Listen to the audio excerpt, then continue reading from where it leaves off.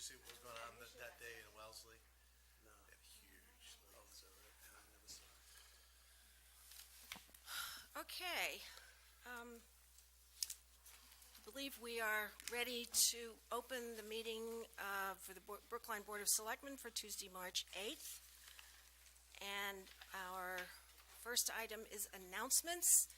And I believe we have an announcement from Ms. Bruton.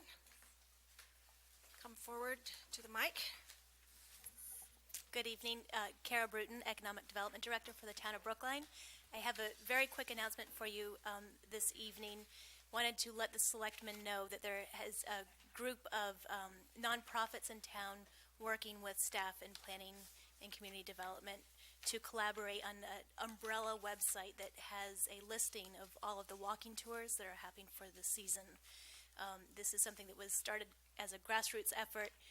We've been meeting since last December, and I'm really excited that it's forming. There's a lot of cross-collaboration between different groups, both historical, cultural, and then, of course, partners like the National Park Service that are doing some exciting things this year.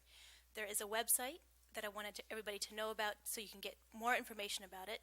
It's www.brooklinema.gov/walking. Again, there's about 20 organizations that have managed to talk to each other, coordinate these tours, and will be advertising each other's walking tours as we go along. There's several things that are happening this year. The National Park Service Olmsted site is reopening. The Waterworks Museum is opening this year. We finally have a permanent site supervisor at the JFK site, so we're really taking advantage of all these great things that happen to be happening this particular year. Jean Stringham is with me tonight, who, of course, is currently with the Friends of Preservation, and she and I have been working closely at the hips to try to get this launched.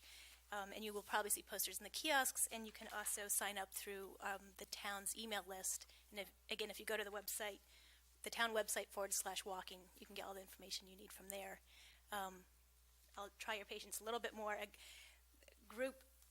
A list of groups that have been working with us so far: the Friends of Brookline Preservation, Brookline Green Space Alliance, the Historical Society, the Brookline Neighborhood Alliance, the curators at Devotion House, they've been wonderful, the Friends of the Old Burying Ground, both National Park Service sites, the Victorian Society, they're doing one in Longwood in just a month, Walk Boston, and then the Waterworks Museum. So more to come. It'll be rolling out, but just wanted to let you guys know. That's great. Any questions? Yes, Selectman Goldstein. You've piqued my interest. My wife watches these ghost haunting shows. And do we have a haunted Brookline tour? I think that would be kind of fun. I do not. Jean might know if one has been done before. Yeah. Well, we certainly know that a tour of the old burying ground might have something associated with ghosts. So should people with haunted houses contact you?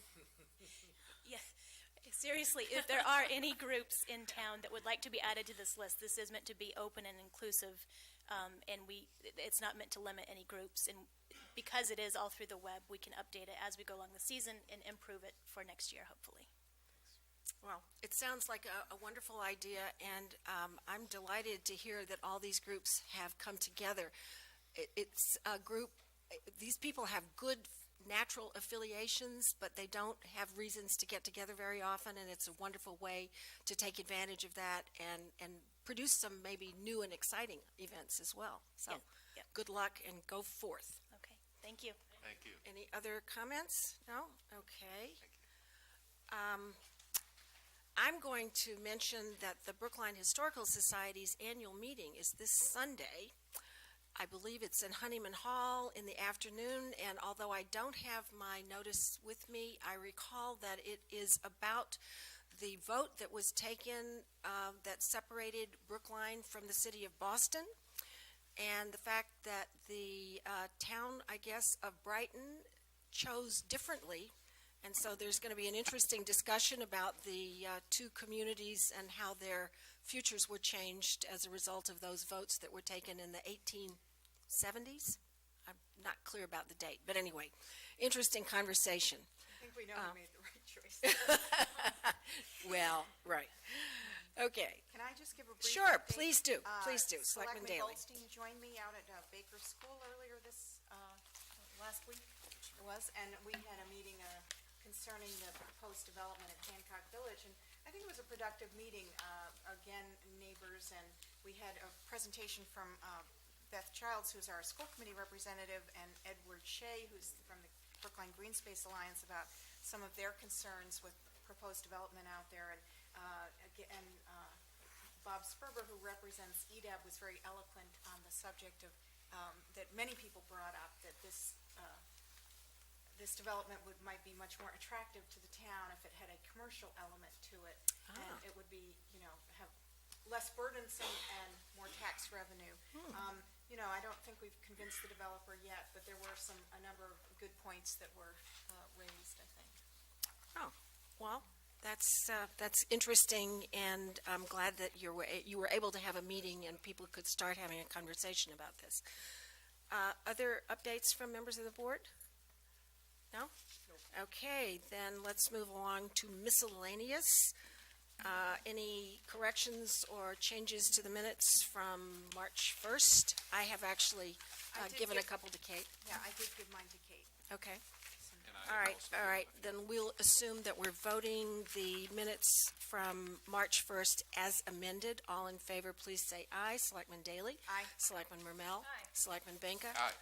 Selectman Goldstein? Aye. Chair votes aye.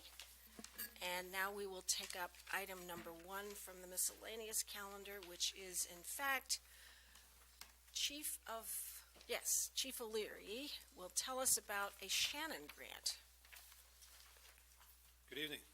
Welcome.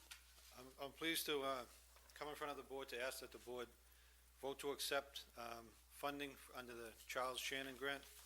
This is a grant that we've had for the past 5 years.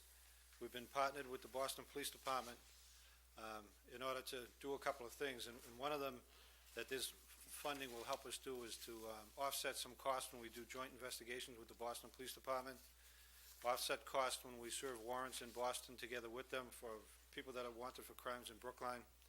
And we also use this to support a program that we have with the Probation Department in Brookline Court.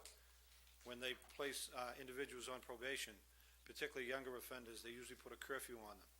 And we'll go to their houses with the probation officers to make sure that they're complying with the terms of their probation. So it is in the amount of $9,000. And I hope that the board will vote to accept that. It runs from now until September 30th of this year.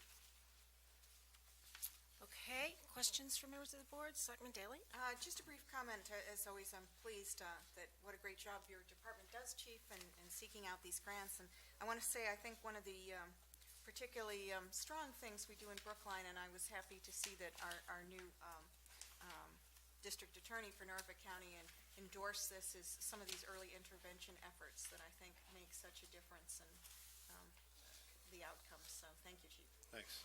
Well, and I would like to add that given what we've heard about probation difficulties, I'm glad to know that we're able to follow through with our folks who are under probation orders. So We've had a pretty good relationship with the Probation Department in Brookline, and there's one of the probation officers that she's actually been very active with the juvenile offenders and people, younger offenders, not just restricted to juveniles. But part of her responsibilities, she feels, is to go out at night. We do accompany her. We've been doing it for a lot of years now, probably close to 5 or 6 years, if not more. And we hope to continue that. This funding will allow us to do that. oh, sounds good. Any other questions? Then I move to accept a grant from the Executive Office of Public Safety and Security in the amount of $9,000 in connection with the Senator Charles E. Shannon Jr. Community Safety Initiative Grant. All in favor, please say aye. Selectman Daley? Aye. Selectman Rommel? Aye. Selectman Benka? Aye. Selectman Goldstein? Aye. Chair votes aye. Then we have a second grant, another $9,000 grant. Yes, this grant, I mentioned briefly last week when I was here to talk about the recap of 2010. But I think this is about the third year in a row that we've got the Underage Alcohol Enforcement Grant.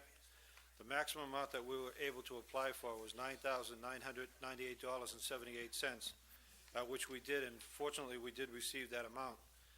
We use this amount of money to do a couple of compliance checks to our liquor stores, basically the stings that we do around town, and we also use it to support our enforcement efforts on the nuisance bylaw, especially in North Brookline.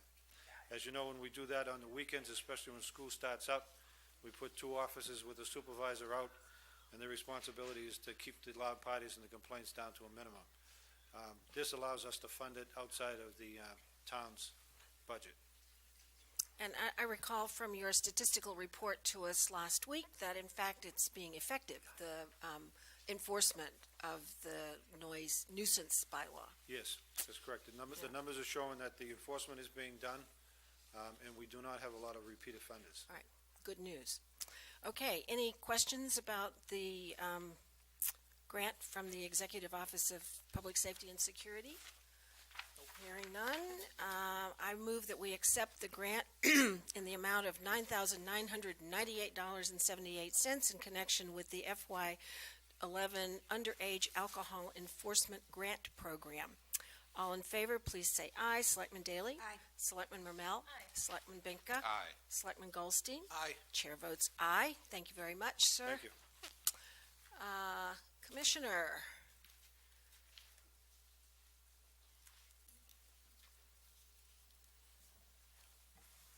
Good evening. We- I always hate following the chief. He gives I you money know, and I take it away. it's tough. I'm here before you tonight for your approval of extra work order number 2 for our snow and ice plowing contractor, D'Alessandro Corporation, in the amount of $300,000. We had come before you for approval in October of '09 for a 2-year contract in the amount of $67,828 per year to fund this contract for snow plowing and snow removal. I came back before you in January as a result of the heavy snow accumulation we had in December and January, and asked you for an additional $277,000 to cover our costs through that point, and I had included in that also an estimate of what I thought would be reasonable going forward. Well, obviously, that didn't work out too well for any of us, and I'm back before you again for an additional $300,000. In anticipation of some of the board's questions, I prepared a quick summary of where we're at in our snow and ice budget for this year. I thought you'd be interested in knowing just what the magnitude of these numbers are, and I caution you to brace yourself a little bit. But as of right now, we have spent almost $600,000 in personnel overtime for the Public Works Department. We have spent for all of our contractual services, and this includes the current item that's before you tonight for D'Alessandro Corporation.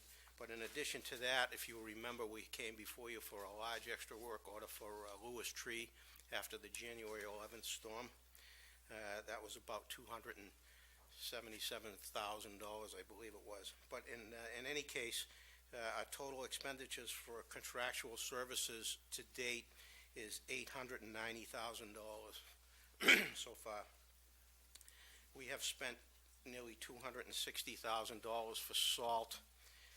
All of our supply items for snow and ice, including salt, sand, ice melt, shovels, pothole patching materials, and all those things of that nature for this winter have totaled nearly $439,000. Bottom line right now, we have spent in snow and ice control this year $1,992,210 against a budget that was approved of $412,294. So at this point in time, we are running a deficit of about $1.6 million. And as I recall, 75-plus inches of snow? Yeah, close to 80, I believe, Okay. 76. And Okay. how large a mountain have you built of this, or has it all melted? Some of it has melted, not all of it. It's going to be quite some time before our mountain melts, and the town administrator will attest to that. He saw it firsthand, but we're lucky to have that space available to deposit our snow from our commercial areas. So this particular year was particularly important to have that area available, because not only did we do snow removal in commercial areas, we did a lot of street widening all throughout town to try to make the roads passable and at least allow for some parking, some on-street parking. So I'm very thankful we had that space available up there. Well, I will comment that it was very impressive to see the major, particularly in the commercial areas, the major roads cleared curb to curb, and a shock when you went back to some of the side streets and discovered there was only really one lane available for moving vehicles. So it's been a very challenging winter, no question about it. Questions for the Commissioner? Yes, Selectman Daley? I just want to comment, I know your people worked very, very hard, and a lot of times it was 24 hours straight through, and we do appreciate it, in spite of, sometimes people quibble about their street not getting enough, or sometimes they get complaints their street got too much plowing, but we do know how hard you work, and thank you and all your staff. And I just have a question about this amount we're voting tonight. Which account is this? This is not a reserve fund transfer that you're seeking? No, So no. which account is this coming out of? This is coming Well, out of it's coming out contractual of- services yeah. for snow and ice. By the It's nature of you deficit. voting to Chapter 44, Section 31, you allow us to deficit spend the snow and ice budget. So- And But I cannot just pay contractors whatever we want to pay them. I have to come back before you for extra work orders to cover those amounts.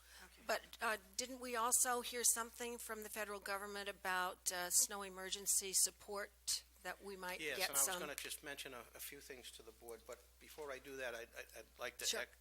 thank Nancy for your remarks. I too would like to commend the men and women of the Public Works Department. This was an extraordinary year under extraordinary circumstances, and all of my folks really stepped up and gave it their all. There were times that we were out there for 30, 35 hours straight without a break to try to keep our roads open. As you recall, back in December and January, we were getting hit with, a couple of storms a week, and it's tough. One of our biggest concerns is to make sure that we rotate our workforce so that we're not putting people in unsafe conditions out on the street, particularly our own drivers. So I'm very proud of the way our department functioned this winter, and, I tell them that all the time. So just a note about the federal government, FEMA, well, actually through Mass Emergency Management and Federal Emergency Management, both the governor and the president have declared Massachusetts a federal disaster area for the January 11th through 13th snowstorm that we experienced. If you recall, we had about 18 inches of snow during that storm. It was extremely heavy, wet snow. It was accompanied by a lot of wind. That's when we incurred all the tree damage around town, and I had to bring in Lewis Tree and our own folks to do some tree work. But that particular storm, they will allow us a 75% reimbursement over a 48-hour rolling window. We get to pick the 48 hours that we want to use for reimbursement. So as you can imagine, it's a very difficult exercise being able to determine that 48-hour rolling window. We're working on those numbers now, but it does cover personnel overtime for the town. It does not cover straight time, but it does cover overtime. It covers equipment costs, contractual services, and it covers, to some extent, snow removal. So we will be working with the emergency management team and putting all this together. And as I said, it's a 75% reimbursement. Quick estimate, back of the envelope estimate, it probably costs us close to $500,000 to fight that one storm. So if all of our costs are eligible and we pick the right rolling window, we could be looking at perhaps $300,000 to $350,000 in reimbursements. So. Well, it's been an extraordinary year for snow. There's no question about it, and I think we all are very, very happy that your department and all of the people were willing and able to put in so much time. We look good by comparison, and frankly, I don't know where you could have put it. There's no place for it to go. I know you made a great mountain, but there's lots of it that there just simply was no place to store. Being a fairly built-up town. We don't have lots of options. Other comments? Yes, Selectman Rommel. I'll add my praise and thanks, Andy, for you to pass along, but I will only note that it is March 8th, and we live in New England. Right. And I don't want us to jinx anything by celebrating the end of It's the true. snow season too soon. So we're grateful for everything the department has done and hoping that we've seen the end of certainly the worst of it, but grateful that you're continuing to stand on guard for the next, month or Right, so. right. We'll be ready. Okay, Selectman Benka. Yeah, just a comment and then a question regarding Chapter 44. The comment, I did make this comment earlier, and I'm not sure whether you were here, Andy, but members of the Commission for the Disabled were very grateful and really did have some good things to say about the work that the town had done in clearing street corners this winter, despite the challenges that you faced. There were concerns about private sidewalks, or the sidewalks being cleared in front of private homes, but there was really a recognition of the effort that had gone into this, and I know that you had targeted that, and your efforts did not go unnoticed. Now, I also want to commend two members of the DPW for their bravery. After this winter's storm, Kevin Johnson, who's the highway director, and Richard Stewart, who's the operations director, appeared last Friday at an event of the South Brookline Senior organization at Putterham Library and opened themselves up to questions about snow removal and the highways and salt and sand, and we went on for about an hour doing this, and it was really a very respectful dialogue and I think very informative. We got into not just snow removal, but the toters and a variety of other things, but as was noted, for them to come before a group of about 40 seniors after the kind of winter that we've had really showed their responsiveness to the public. So Kevin has told me, though, that he enjoyed it so much, he's looking forward to doing it again. good. Well, it was good. It was good. Now, with respect to Chapter 44, that enables us to defer these costs. Right. What are the implications for next year's budget? Or end of this year's Or budget. end of- Well, ultimately, what this law does is allows us to carry forward the deficit into the following fiscal year. So Right. we would have to raise the deficit if we were unable to meet it through our reserve fund or through other means. That is our intent, is to resolve it in fiscal 11. And with the reimbursement and the reserve fund and some of the funds from DPW, we're hoping, but this is going to be a very difficult Right. task to do. Definitely a challenge. Can I just add that what they have done the last few years is that at the end of the year, they may have some funds in some of their other accounts that they can apply to this. So they work within the department budget first, and then what's left, we go to the reserve fund and other sources. And then if after all that. else fails, we can raise it Right. on the next year's tax Right. rate, but we would have to budget for it. It'd essentially come out of next year's budget. So It, I think, though, does say very clearly that any surplus funds in any accounts at the end of this year will be used. Right.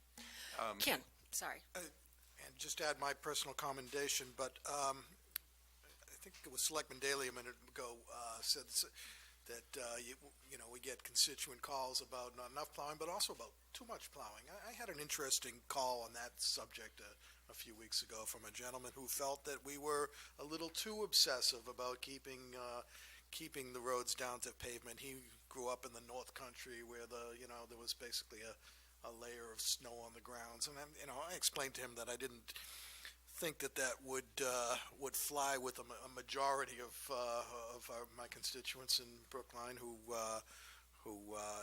want to see bare pavement to the extent possible. However, the point that he was making was that the damage that's done to our road surfaces as a result of all the salt and plowing is an expensive part of this. And my question to you is, In calculating the final costs of this and in planning for the deficit spending, do we take into account the potholes and other repairs to pavement that are going to have to be made, and the extent of which isn't even known at this point, but what are we anticipating? And related subject is some of the most recently paved streets in town have got these berms, Cape Cod berms, and they're fodder for snow plows. So I'll let you answer that. The berms will be replaced. There's no doubt about that. We have been aggressively attacking potholes right along whenever we get a break from snow operations. That's the first thing we do is we put crews out on potholes. We do pay for a lot of the material for pothole patching during the winter right out of the snow and ice budget, so we're trying to cover a lot of that now. We do have a state-of-the-art piece of equipment called a hot box where we can keep mix hot while we're in the middle of the winter time. It keeps it in place a lot longer than if you were using the old school method of cold patch. But there are a lot of roads that incur a lot of damage, and there's no doubt about it. I have to make a trade-off a lot of times in terms of when I stop a plowing operation. When I think that we've done our due diligence, is a public safety question involved. Are streets wide enough for two-way? Do we need to make them wider, or do we post streets for one-way, which we did a lot this year? We just couldn't get out there to widen them out. So I'm really concerned about what happens with some of the other streets that are not per se on our street reconstruction list, say, for this year, but nonetheless incurred a lot of damage. We're going to have to take a look at that. I know in engineering, especially out of our Chapter 90 funds, we do have some surplus monies available when we've done the streets that we're dedicated to do. And a lot of times, if a roadway is in dire need, we'll go in and add that to the scope of work. Selectman Binka. Related to Selectman Goldstein's comment about the potholes was actually another subject, and I see Kevin has gotten up, and another subject that was discussed at this South Brookline senior event, and that was the line striping, the lines that divide lanes of the highway, crosswalks, which really have been obliterated this winter in large part, I think, because of the amount of plowing, the amount of sand, the amount of salt that has gone down and just abraded those markings. And there was a discussion about the budget for that and the capital budget and whether it's really adequate and appropriate, particularly given the winter that we've had. So I think that, your operating issues really relate to these capital issues also, and that is something that I think we're going to have a discussion about as we go forward. We did prepare a report today, as a matter of fact, for the advisory committee on our line painting contracts. This year in FY11, we got it $50,000 additional for line painting on top of the $40,000 we had before. So we're looking forward to doing a lot more line painting this year than we've done in the past. We met recently and talked about just how much we could afford to do with the $90,000, and we even talked about even doing some areas twice, once in the spring and once in the fall. But we certainly think there's enough to do at least all the center lines, all the fog lines, which are the sidelines of the road, all the crosswalks. Not sure if we'll have enough funds to get to parking stalls, the T's and the L's, and that sort of thing. But I think that you'll notice a big improvement once you see the spring roll around there in terms of line painting. We're going to make a real effort on that. Great. Okay. Good to hear. Okay. Are we ready to take this item? Yes. Then I move that we approve extra work order number 2 in the amount of $300,000 to be completed by the D'Alessandro Corporation in connection with contract number PW10-10. All in favor, please say aye. Selectman Daley? Aye. Selectman Marmel? Aye. Selectman Benka? Aye. Selectman Goldstein? Aye. Chair votes aye. Thank you very much. Thank you, Mr. Papasturgeon, and I assume you will not go very far because we're going to have you back in a minute or two, right? Finally, we have a couple of temporary alcoholic beverage licenses. I propose that we vote items 17 and 18 together unless there is a request to hold. I'm going to move granting a temporary wine and malt beverage license to Pine Manor College for an event to be held on March 11th from 5 p.m. to 7 p.m. All in favor, please say aye. Selectman Daley? Aye. Selectman Rommel? Aye. Selectman Benka? Aye. Selectman Goldstein? Aye. Chair votes aye. And the next item is temporary license to the Museum of Transportation. I move that we grant a temporary all kinds alcoholic beverage license to the Museum of Transportation in connection with a bridal expo to be held on March 12th, 2011. All in favor, please say aye. Selectman Daley? Aye. Selectman Rommel? Aye. Selectman Benka? Aye. Selectman Goldstein? Aye. Chair votes aye. And the final miscellaneous item is to revoke a license. Town Council. Thank you, Ms. Jennifer Gilbert, Town Council. Last week, this is related to the Fisher Hill project indirectly. Last week, the board voted to transfer several lots to the developer. In turn, he will transfer them to the buyers for several lots at the Fisher Hill site.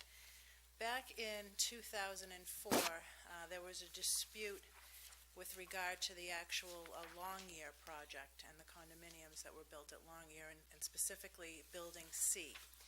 And the abutters to Building C alleged that it was encroaching and larger than it should have been built under the relevant ZBA decision. As a result of that decision, there were several lawsuits by abutters. They were settled. Laurie Union, who abuts, was one of the closest abutters to Building C, also filed suit, and as part of her and her husband Stanley Rosenzweig's settlement agreement with the Longyear developer and the town, there was a license agreement granted by this board for a tiny sliver of town land near Hayden Road. And basically, the town, by granting this license, allowed Longyear, and at the time the license was granted to the developer.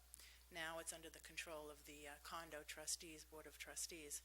But the license allowed Longyear to come plant trees in accordance with a landscaping plan and maintain that property. They were required to maintain the trees and other landscaping that created a buffer for the Union property. And now with the conveyance of Lot 4, this tiny sliver of land is part of Lot 4. And by operation of law, when that conveyance proceeds and if there's a closing, this license is really extinguished by operation of law. But the buyer's attorney, Ryan Pace from Anderson Krieger, requested that the board take official action before the closing in rescinding or otherwise revoking that license. And I did speak with the Longyear trustees' attorney today. They have no objection to it. And so it's really just a ministerial act and looking for a vote to extinguish that license agreement. Okay, questions, members of the board? Selectman Benka? So this would essentially eliminate any ambiguity. The license would now suggest that the Longyear people would be able to come onto private property that we're conveying. That's correct. It's And it's going to remove that cloud. That's correct. Okay. Okay. Quick Yes. question. There were no other parties to that litigation who might have an interest in seeing that? No, this particular settlement agreement and the license agreement that that the settlement agreement pertains to was only for Laurie Union and Stanley Rosenzweig and the Longyear developer. And they are the purchasers of Lot 4. 3 and 4. So they're buying their piece of their sliver. Exactly. Right. Okay. Any more comments? Then I move that we rescind a license agreement issued for landscaping purposes on a certain town-owned land to now be conveyed to a private party as part of the sale of lots at the Fisher Hill Olmsted Hill project dated June 29th, 2004. All in favor, please say aye. Selectman Daley? Aye. Selectman Rommel? Aye. Selectman Benka? Aye. Selectman Goldstein? Aye. Chair votes aye. Thank you. Thank you. And now we will move to the main calendar. And the first item is DPW Personnel Commissioner Papasturgeon.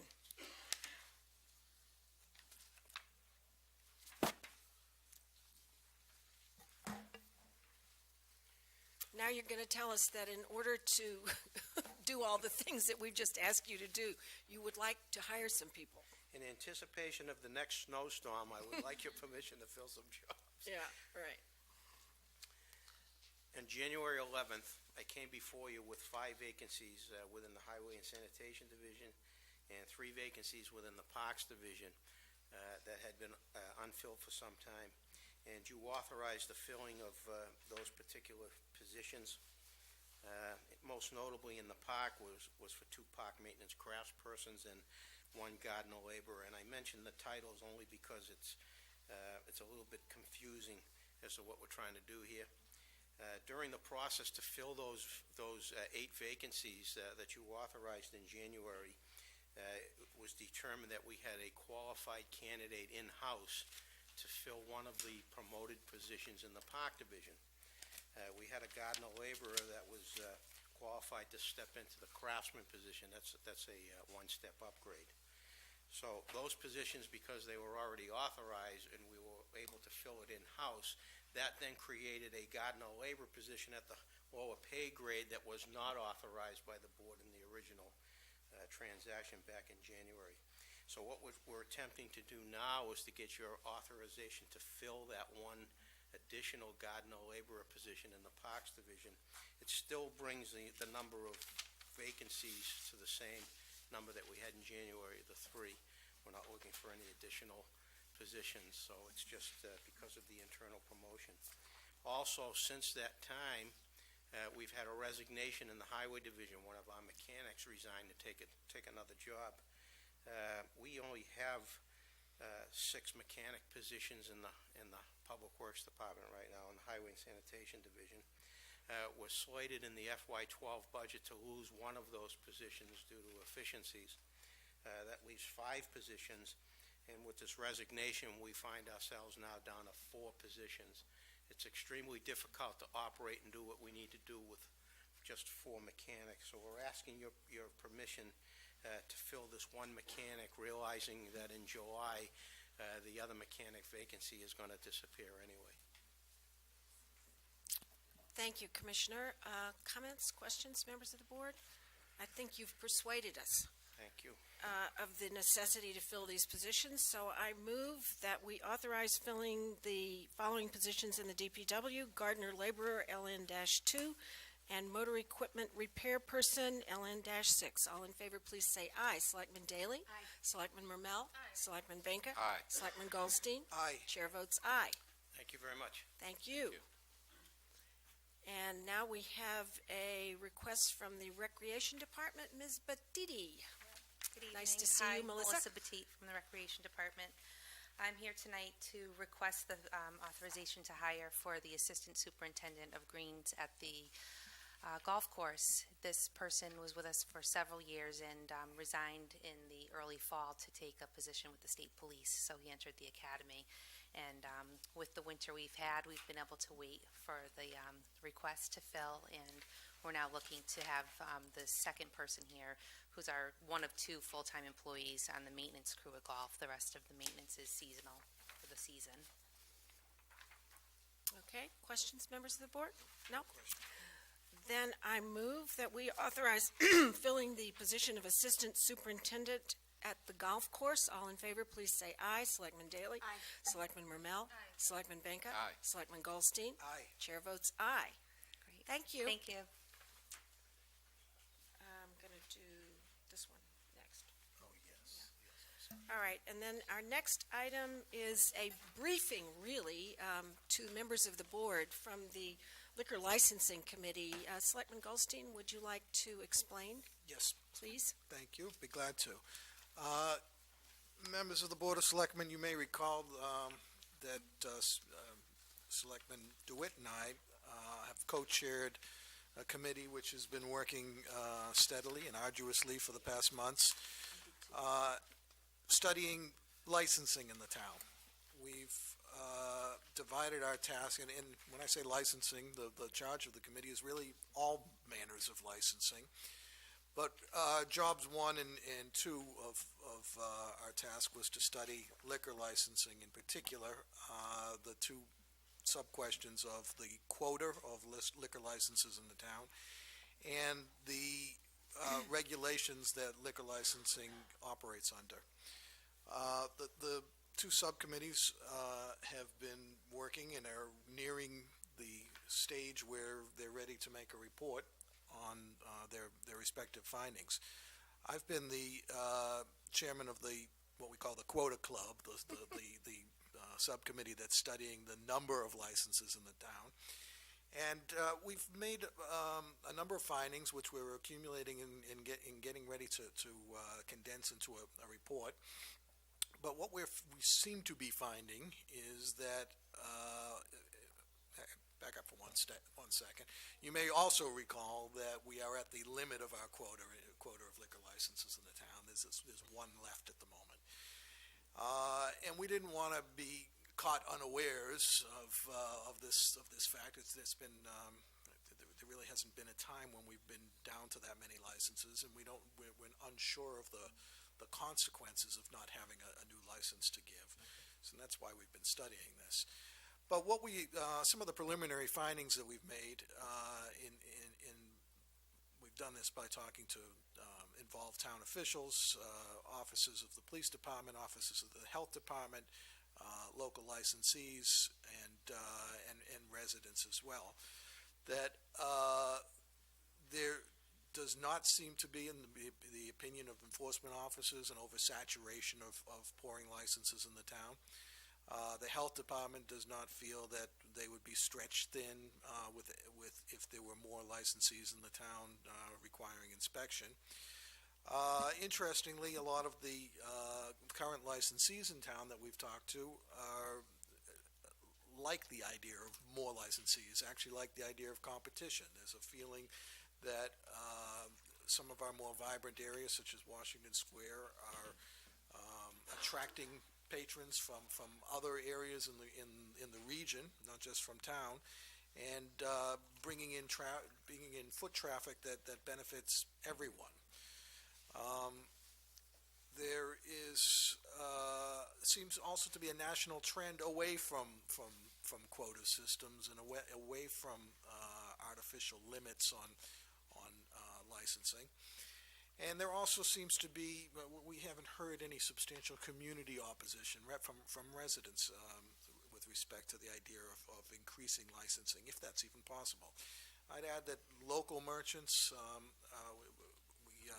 one of our subcommittee members is Leah Cohen, who's the president of the Chamber of Commerce, and she's polled her members, and our local merchant community, for the same reason as the licensees, seem to favor more liquor license activity as a means of drawing people to our commercial area. One of the most important findings that we appear ready to make is that we should have a preparedness for economic development, and perhaps one of the strongest reasons to be prepared with other licenses, if this is possible, is the potential development of the Circle Cinema site and the development that's planned for Brookline Village at the so-called B2 site. Both of these sites are likely to have a component of a restaurant, an upscale restaurant that likely will need a liquor license in order to function properly. That's where we are. I think you can see the handwriting on the wall that we're likely to want to explore a method for achieving more licenses available for the town, and stay tuned for further developments on this. The other committee, subcommittee, which Selectman DeWitt has chaired, has done really extensive work going over the regulations that are used in licensing in the town, and it's a work that you'll be seeing very shortly, also, and quite detailed, and we all look forward to reading the exciting regulations. Reading and then hopefully at some point adopting these regulations. Part two of this discussion is that in the course of studying these liquor licensing, we have come across a recent legislative development, and that is Chapter 138, Section 33B, is the so-called Sunday Brunch Law. So you probably know, and those in the audience probably know, that there is no, under the law up until the passage of this recent Sunday Brunch Law, the law of the Commonwealth of Massachusetts was there was to be no liquor license, no liquor pouring on Sunday mornings, also on Memorial Day. And this was Christmas Day. and Christmas Day too. Thank you. And this was a vestige of the old Sunday Blue laws with a deep-rooted basis in the Catholic Church, evidently.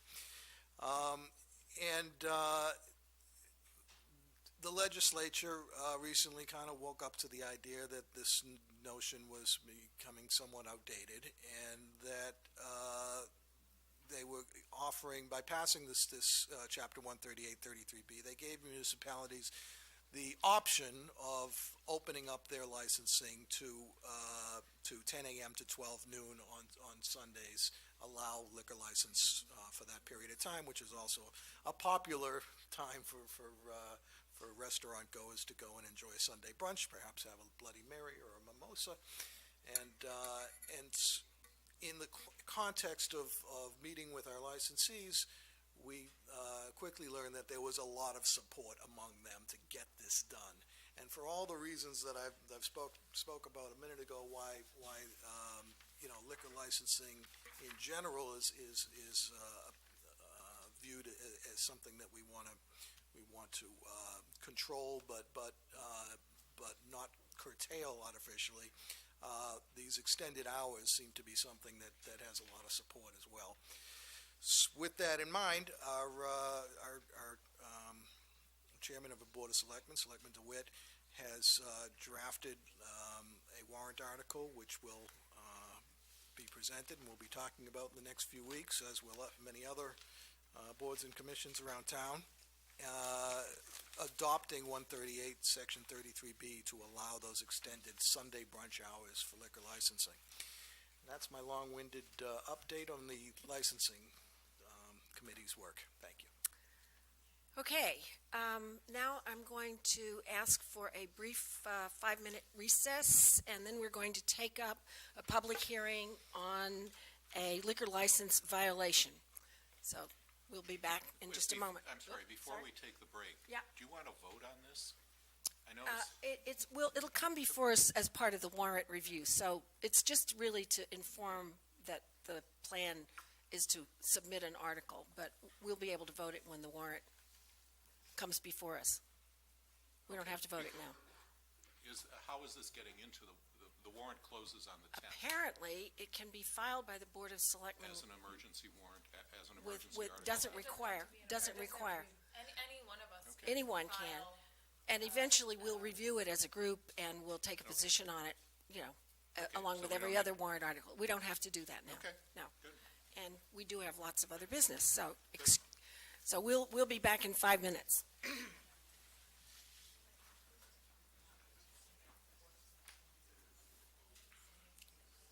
Really?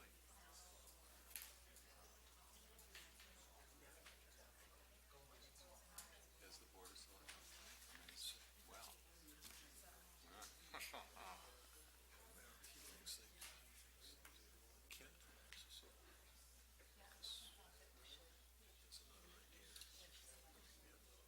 I'm not sure that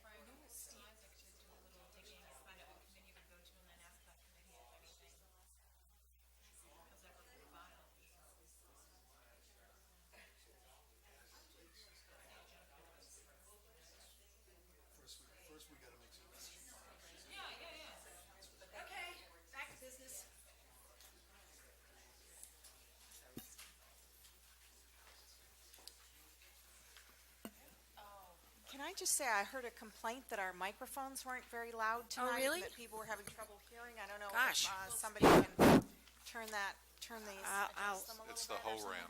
ram. All right. So we are reconvening the Board of Selectmen's meeting for March 8th. And the item before us is a public hearing on a liquor violation, a liquor license violation.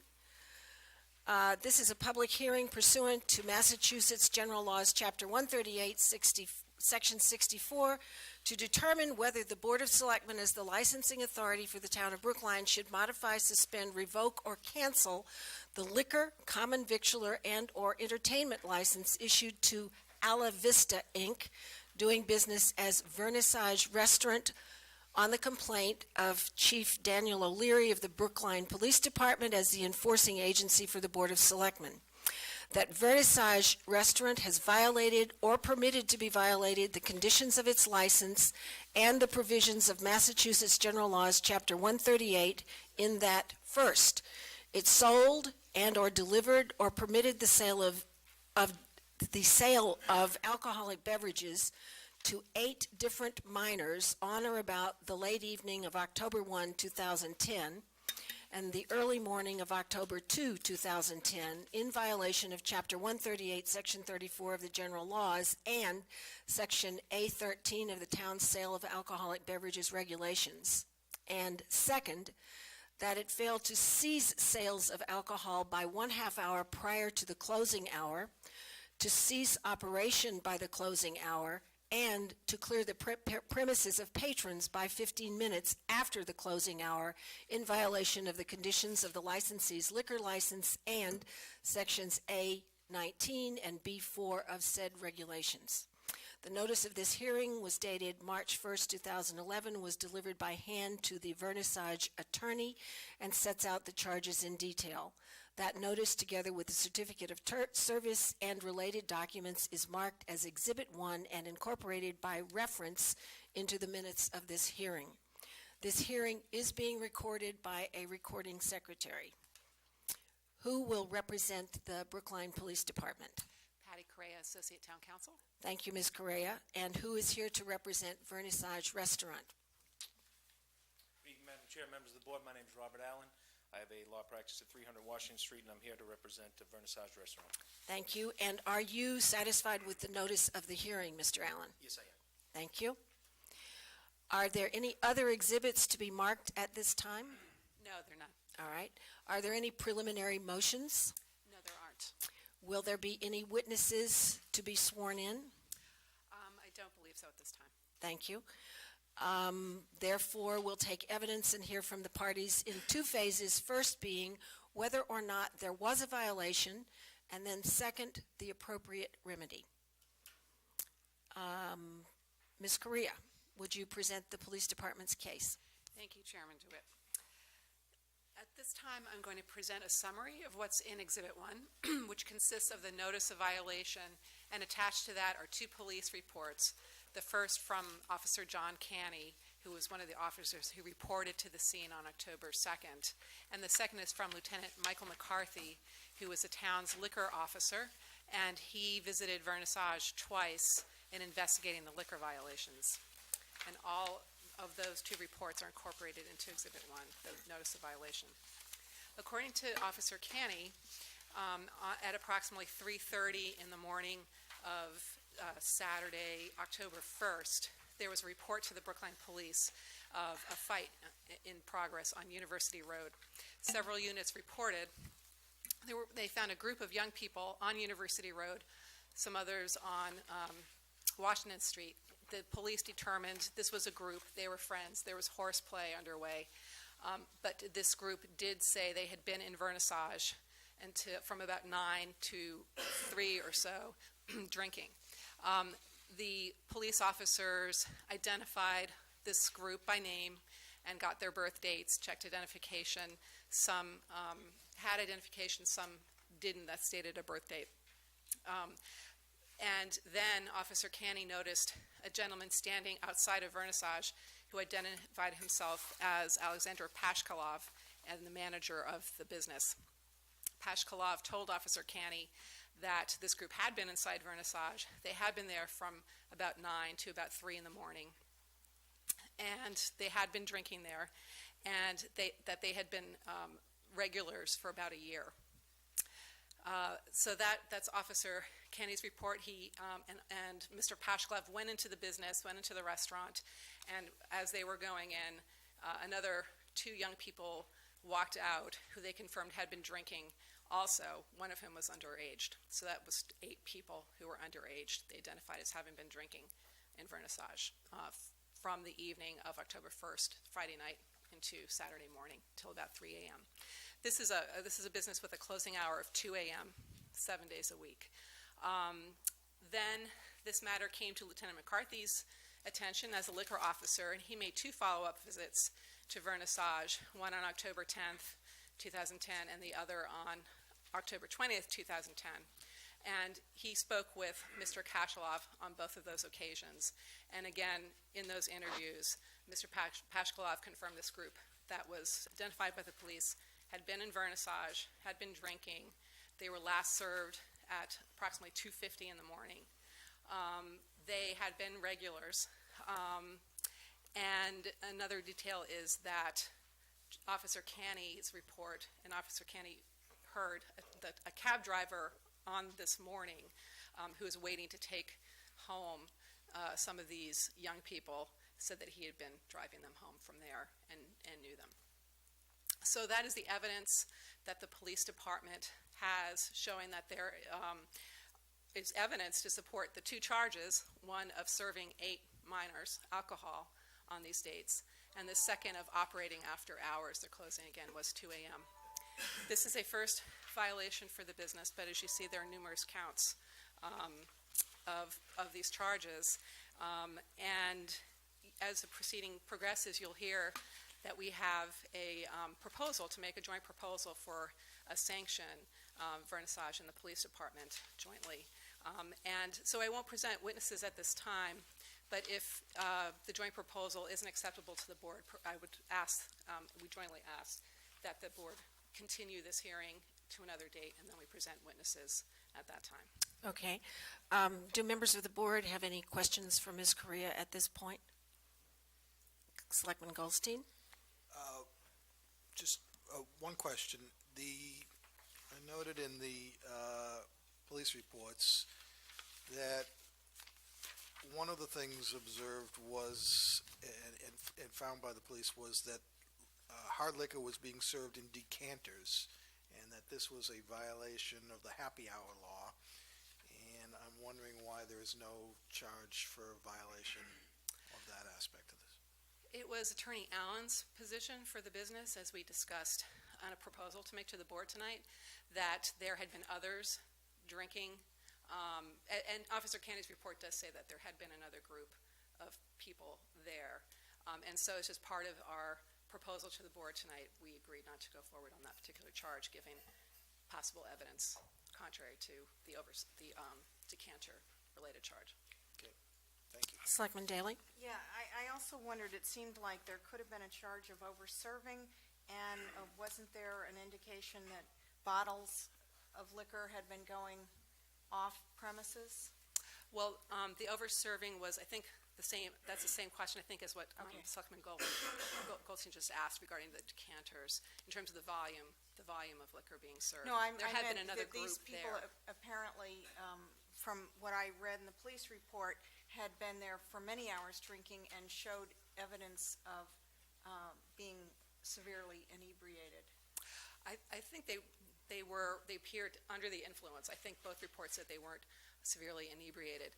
And as I understand it, Attorney Allen was going to present evidence of how the service took place and there was a bigger group. So in the interest of going forward with the joint proposal, we didn't press that particular charge.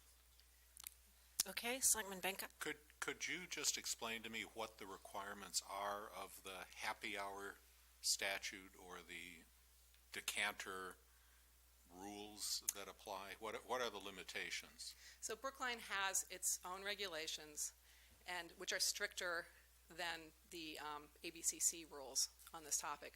But under the Brookline regulations, you cannot serve more than one drink at a time to a person. Okay, so having at any time, any, whether it's sangrias in a pitcher,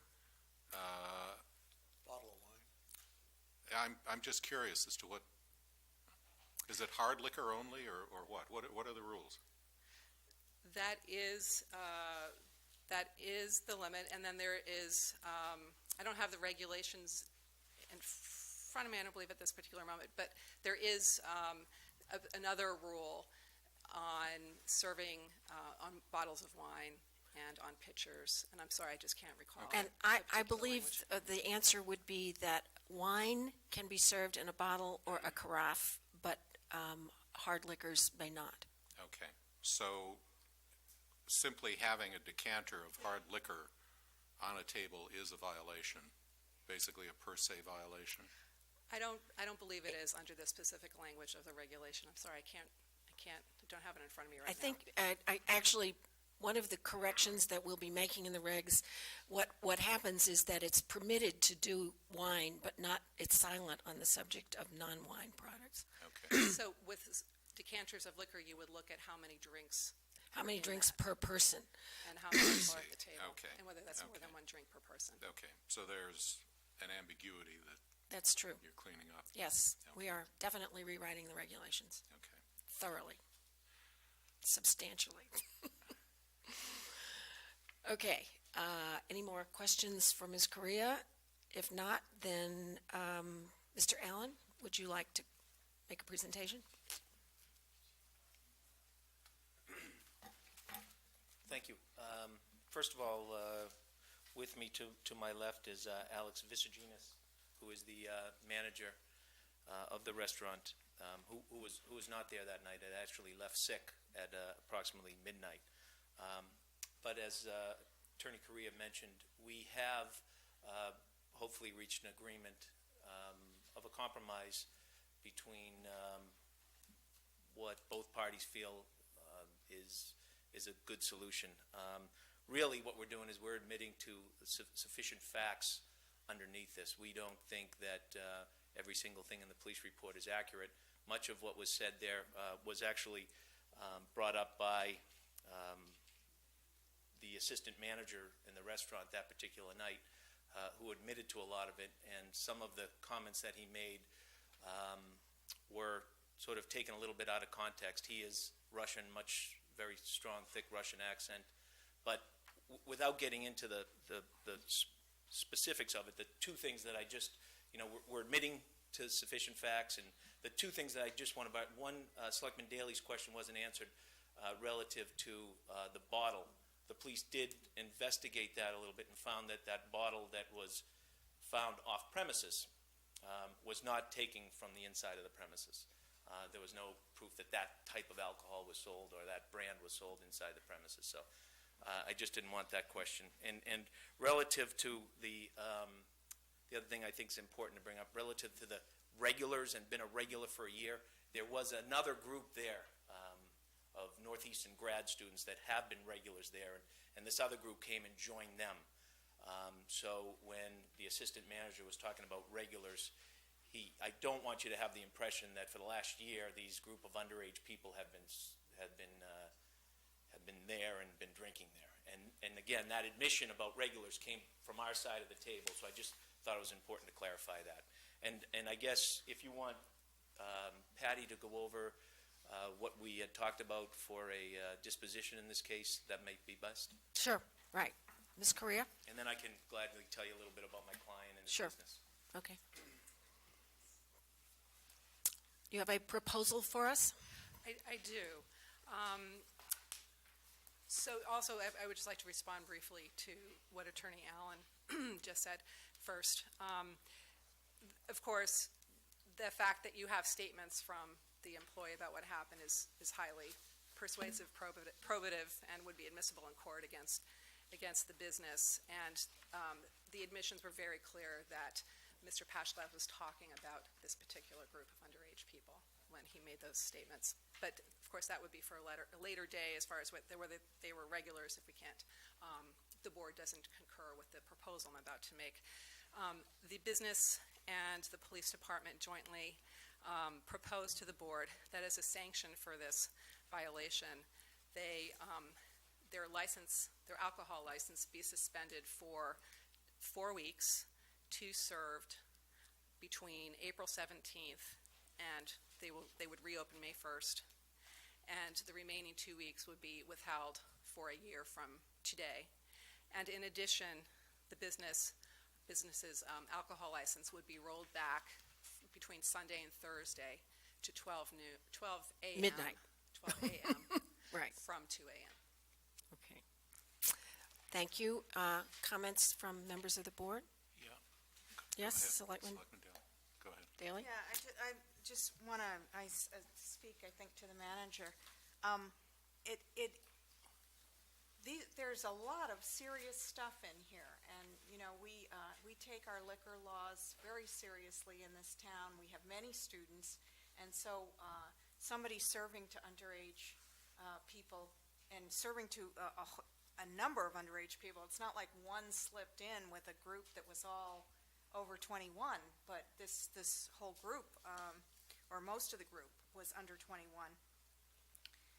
That I find very troubling, and it seems to me that your establishment is not living up to its responsibility to ask for identification and not serve people if they don't have identification.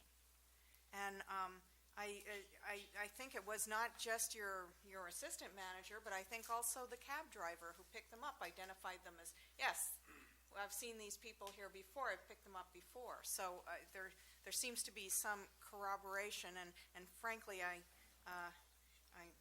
appreciate Attorney Allen's clarification, but I do have the impression that these young people, underage people, were regularly coming to drink at your establishment. And I want you to know that I am very concerned about that, and what seems to be a real laxness on a number of issues. I think there could have been a couple more charges than what were brought. And I think, you know, if you want to do business in Brookline, you really need to re-examine how you're doing it and take our bylaws very seriously, and train your staff so that this doesn't happen again. Yes, I will. Yes, Selectman Marmel? Sure, I'll echo everything that Selectman Daley said, and add that I was particularly concerned. I think Mr. Allen said that you went home sick that night, but you went home around midnight. And the police report says that this large group of minors got there around 9 and started drinking. So I appreciate that you weren't there when the incident happened later on in the evening, but if you as the manager were on premises for, you know, almost 3 hours while a large group of minors was drinking, that's wholly unacceptable to me. And if I'm remembering correctly, you're reasonably recent in this position. I have this memory of doing a change of manager position for you recently. And I know that we state very clearly to every new manager that has a liquor license how seriously we take these licenses. And it's incredibly disappointing that you would be here on such serious violations so soon after we delivered that message to you. I do understand everything what you said. Just have a comment about this. I left at 12:35 that night. I worked in the kitchen and I cooked food for them. So for the beginning it was a reservation for 9 people. So then another part of people, they joined them later. They were not going to order any food. And if it matters, I do have a really serious chronic disease. And I really couldn't stay that night there. If I would know something like that will happen, of course I'll just put myself together and stay longer. So, really. Selectman Benka? Yeah, I'm actually just concerned. I know that the police and the license holder have agreed on a penalty for this, but I'd also like to think a little bit about going forward, and I kind of appreciate the thoughts of the police on this. If you have these large decanters of alcohol, you don't really have control over who's drinking from that. And if you have underage kids at the table, even if somebody who's 22 buys that or 23 buys that. If you have 18, 19, 17-year-olds at the table, you don't really have control over it. So I'm wondering whether one of the parts of this agreement should be either those decanters of hard alcohol don't get sold, or so that everybody gets carded when they order a drink and a drink is served individually, or that underage people can't be admitted to this club or room where these decanters are sold. I mean, I think that you need some sort of control like that over this going forward. The problem is that the word decanter is being put out there, and we all have an image of what that is. And, had we gone forward, I actually was going to bring it in. Because if you picture something at the restaurant that holds one flower in it, a little vase that's triangular, that's what we're talking about. It's 350 milliliters whiskey, 350 milliliters alcohol. That's essentially a half of a bottle of wine. But it's not put on the table. It's only served by a waiter. The waiter comes, the waiter pours it. So it's not left on the table and say, giddy up, drink as much as you want. It's not done that way. We can't just put a bottle on the table and let a free-for-all with a bottle of vodka. We make sure that the waiter, and we have a policy to make sure that the waiter serves it in the glass. And that's one of the reasons, perhaps, why this charge is in front of you tonight, is because we explain the situation behind that. Okay, now I understand that. Now, but they do it more for a feel of, a lot of the Russian restaurants kind of have that flavor of not bringing a bottle to a table and pouring it out of a bottle. And how do you deal with the situation of minors being served when they're not ordering? They come into a table with the decanter or the vase. Yeah, they don't get served. Is the way. I mean, because it's not left on the table, so the waiter has control over it. I mean, on that particular night, there was only these two groups of people there, so the waiter had a lot of control over it. Granted, what happened, but one of the things that we've talked about doing is, we've put a number of items in place also that we're going to put in place. We're going to have them recertified.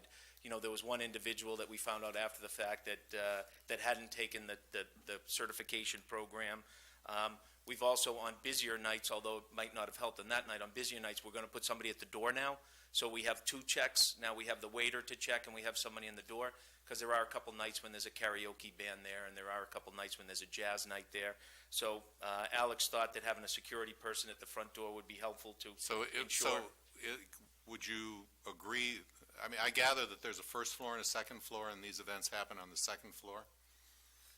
No, the events actually happen on the first floor. The karaoke type of things happen on the first floor. The second floor is typically used more for restaurant or banquets. It's really set up as a banquet hall up there, or a banquet room, so you can move tables together, so it's for larger groups of people. Would it be appropriate, let me ask the police, would it be appropriate to exclude minors from a section of this establishment as a way of controlling this?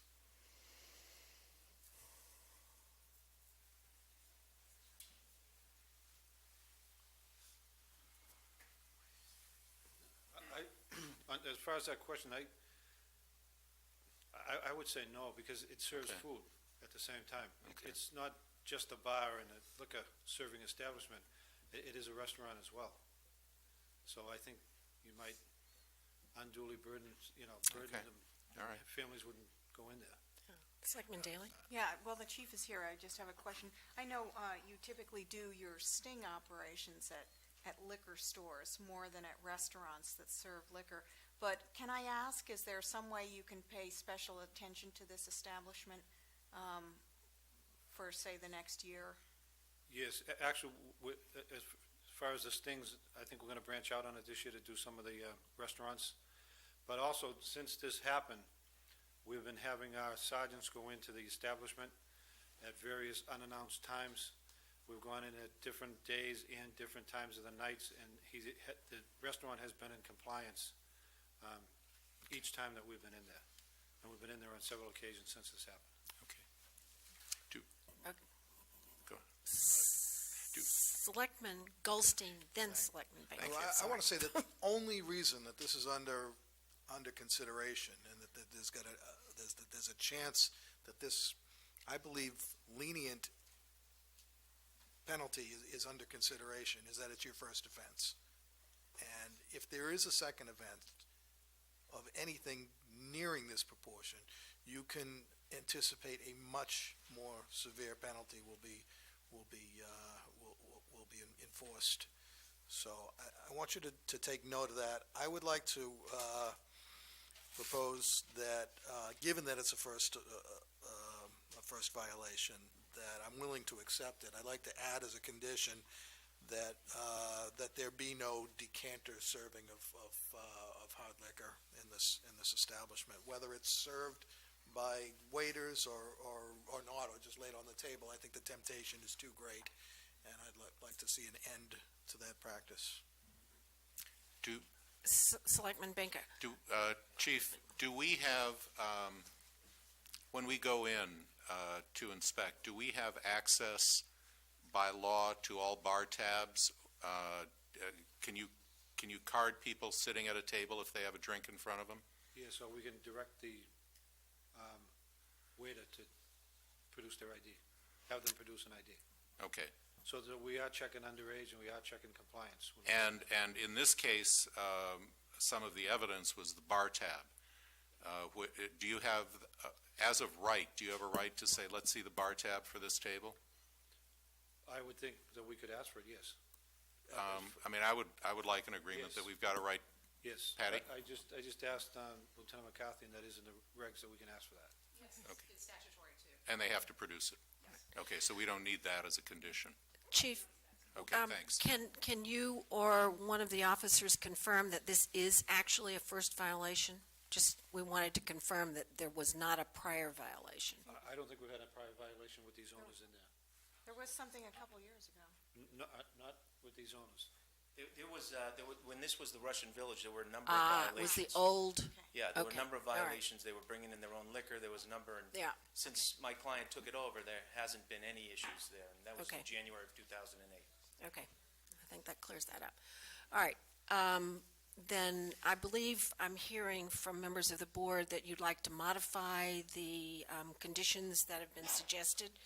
So, yep.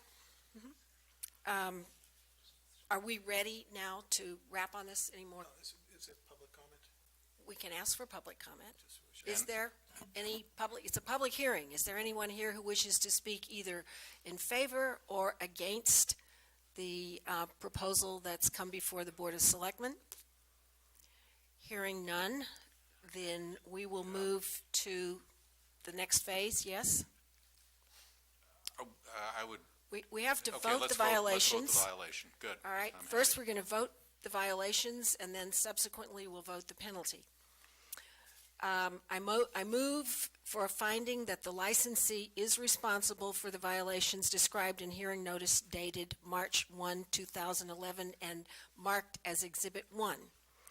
All in favor of a finding of responsibility with regard to the charge of permitting the sale or delivery of alcoholic beverages to a person under 21 years of age late during the late evening of October 1st, 2010, and early morning of October 2nd, 2010, in violation of Chapter 138, Section 34 of the General Laws, and violation A13 of Brookline's liquor laws, liquor regulations, please say aye. Selectman Daley? Aye. Selectman Mermel? Aye. Selectman Benka? Aye. Selectman Goldstein? Aye. Chair votes aye. Second, all in favor of a finding of responsible with regard to the charge of failure to cease sales of alcohol by 1/2 hour prior to the closing hour, and to cease operation by the closing hour, and to clear the premises of patrons by 15 minutes after the closing hour in violation of the conditions of the liquor license and Sections A19 and B4 of Brookline's liquor regulations, please say aye. Selectman Daley? Aye. Selectman Mermel? Aye. Selectman Benka? Aye. Selectman Goldstein? Aye. Chair votes aye. Finally, we will take a position on a penalty, and the proposal before us is that the license be suspended for a period of 28 days with 14 days to be executed and 14 days to be held for 1 year, plus a modification of the liquor license such that hours will be on the days from Sunday through Thursday, closing Monday at, through Thursday, Madam sorry, Chair? Monday through Thursday, closing at midnight, and Friday, Saturday, Sunday, closing at 2 a.m. All right, so that's the proposal, and I believe there are some additional conditions or modifications of the proposal. I don't think the chairman specified that the 2 weeks to be served are between April 17th and May 1st, which... Right, 14 days between April 17th and May 1st, correct. And Chairman Daley, the proposal was to modify hours from Sunday through Thursday to midnight, Yeah, that's, instead of Monday through Thursday. That's what we said first. yeah, that's what we thought it was. Yeah, Sunday through Thursday. I'm sorry. But, all right, Selectman Allen is saying Monday. All right, members of the board, you have the option of deciding whether it's Sunday or Monday. Well, Yep. Chief, is Monday, I just want to understand what the agreement was. Or what the difference is.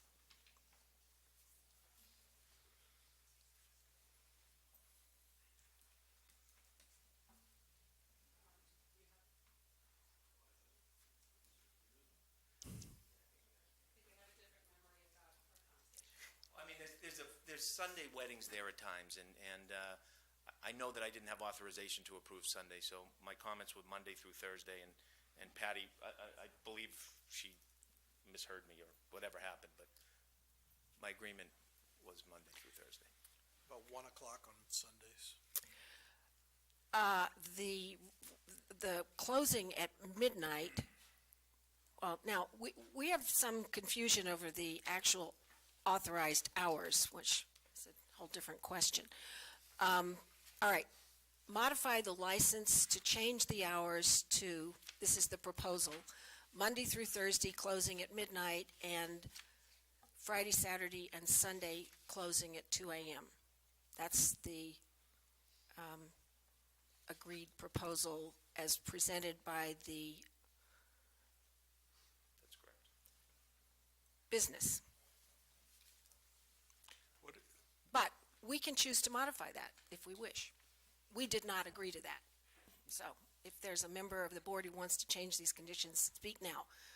Yes, Selectman Brinka. Yeah, we do not have the current license in front of us No, we in don't. our packet. Right. Is it clear that the current license goes to 2 a.m. 7 days a week?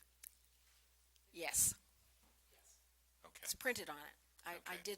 did look at it. It's Okay. printed on it. All right. Frankly, from my perspective, rather than fighting about the Sunday day, I think Selectman Goldstein's condition that the sale in these decanters be prohibited, if you will accept that, that to me is more important than whether you can stay open until 2 o'clock Yeah. on Sunday. If I can just understand that correct, you want to make sure that there's nothing left on the table. What No, happens, that's- well, let me just explain. What happens a lot is these large group, and they serve 90% of Russian clientele. They buy the bottle, they pour it into the canter, they serve it in the canter, they bring it back to the bar. And the alternative is to, and then they bring a big thing of juice, and if they use juice, they pour it from the juice in a pitcher. So, I mean, the alternative is either having to take the glasses, going back to the bar, washing new glasses every time, which some restaurants do, or, you can't do bottle service at a table. So this is why they came up with that solution. And it's So very common in a lot of the Russian The restaurants. containers that we're talking about being used are for each individual? It or goes, yeah, it would be for In the other table. words, So the if you've table got a came- table of 4 people, does each person have one of these little decanters, or are the No. decanters They would buy a bottle for the table, they would pour from the bottle into the decanter? yeah. Right. and then they would take a shot glass, they would pour it in there, they would pour it in the glass, they would go to the next person, All right. pour it in the glass, and they would, It's Okay. vodka usually, so you're only It's vodka, drinking a yeah. little bit. All right, okay, think I understand. Drinking a shot. I just want to make a small clarification about the decanters. If you would like to speak, you're welcome to come to the mic, and then please identify yourself by name. Yes, my name is Irina Zubov. I'm just resident of Brookline. Yeah. And I happen to go to the restaurant a lot. Right. I just want to make a small clarification about the decanters, quote unquote. It's purely a cultural thing. It's a good form to not serve from the bottle. You don't put a carton of juice on the table, you don't put a bottle on the table. You get served from these beautiful little crystal things. So it's not about the volume, it's really just about the form. So, just to clarify. Thank you. All right, let's try to wrap this penalty business. If I understand, Selectman Benka is suggesting that we agree to the conditions of the hours Monday through Thursday to midnight and Friday, Saturday, Sunday to 2 a.m. We've agreed to the 14 days suspension and the 14 days withheld. How are we feeling about the decanters now? Well, Selectman Rommel. It feels to me like the decanters are a cultural tradition, and I'm uncomfortable saying that we are prohibiting that, but I would like us to perhaps specify that even though I'm clear that this isn't your practice, if we could specify that under no circumstances may the decanters be left on the table. we will agree to that. And I understand that that's how you do it anyway, but if we could just make that abundantly clear, perhaps that's the middle Right, ground here. Right. I think what we're saying is that we want to be certain that the beverages are served by a wait person. I think Okay. Selectman Marmel's suggestion is a Yeah. good one. Okay, all right. Selectman Benka? I'm comfortable with that. Are you suggesting that the licensing committee is going to prohibit the sale of hard liquor in decanters? I'm wondering whether we're really quibbling about something that's gonna That's be something that outlawed will anyway. come up with the change, the redrafted okay, regulations, okay. yes, right. So I think it's probably not worth At least, no, I don't think it is, and discussing. this actually will perhaps inform some of what we recommend. Okay, so are we ready to take a vote? Selectman Daley? I just have another brief comment for the manager. I hope Attorney Allen has told you that if you have another violation within the year, that not only will you have to serve the 14 days that we're suspending now, but you will have the new penalty as well. So if you get another violation, you're going to be shutting the place down for an extensive period of time. If not permanently. It's very clear. Okay. All right, so the motion, I will move that the liquor license of Ala Vista Incorporated doing business at Vernissage Restaurant shall be suspended for a total period of 28 days with 14 days imposed and served on the dates April 17th through May 1st, 2011, and that an additional 14 days of said suspension shall be withheld on the following terms and conditions. If this board finds that the licensee in violation of any provision of Massachusetts General Laws, Chapter 138, the regulations of the Alcoholic Beverage Control Commission or the Town of Brookline sale of alcoholic beverages regulations within 1 year starting today, on or after March 8th, 2011, the additional 14 days of suspension shall be imposed by the board and served by the licensee without further hearing on such dates as the board may designate, in addition to any further sanctions that may be voted by this board for such additional violations.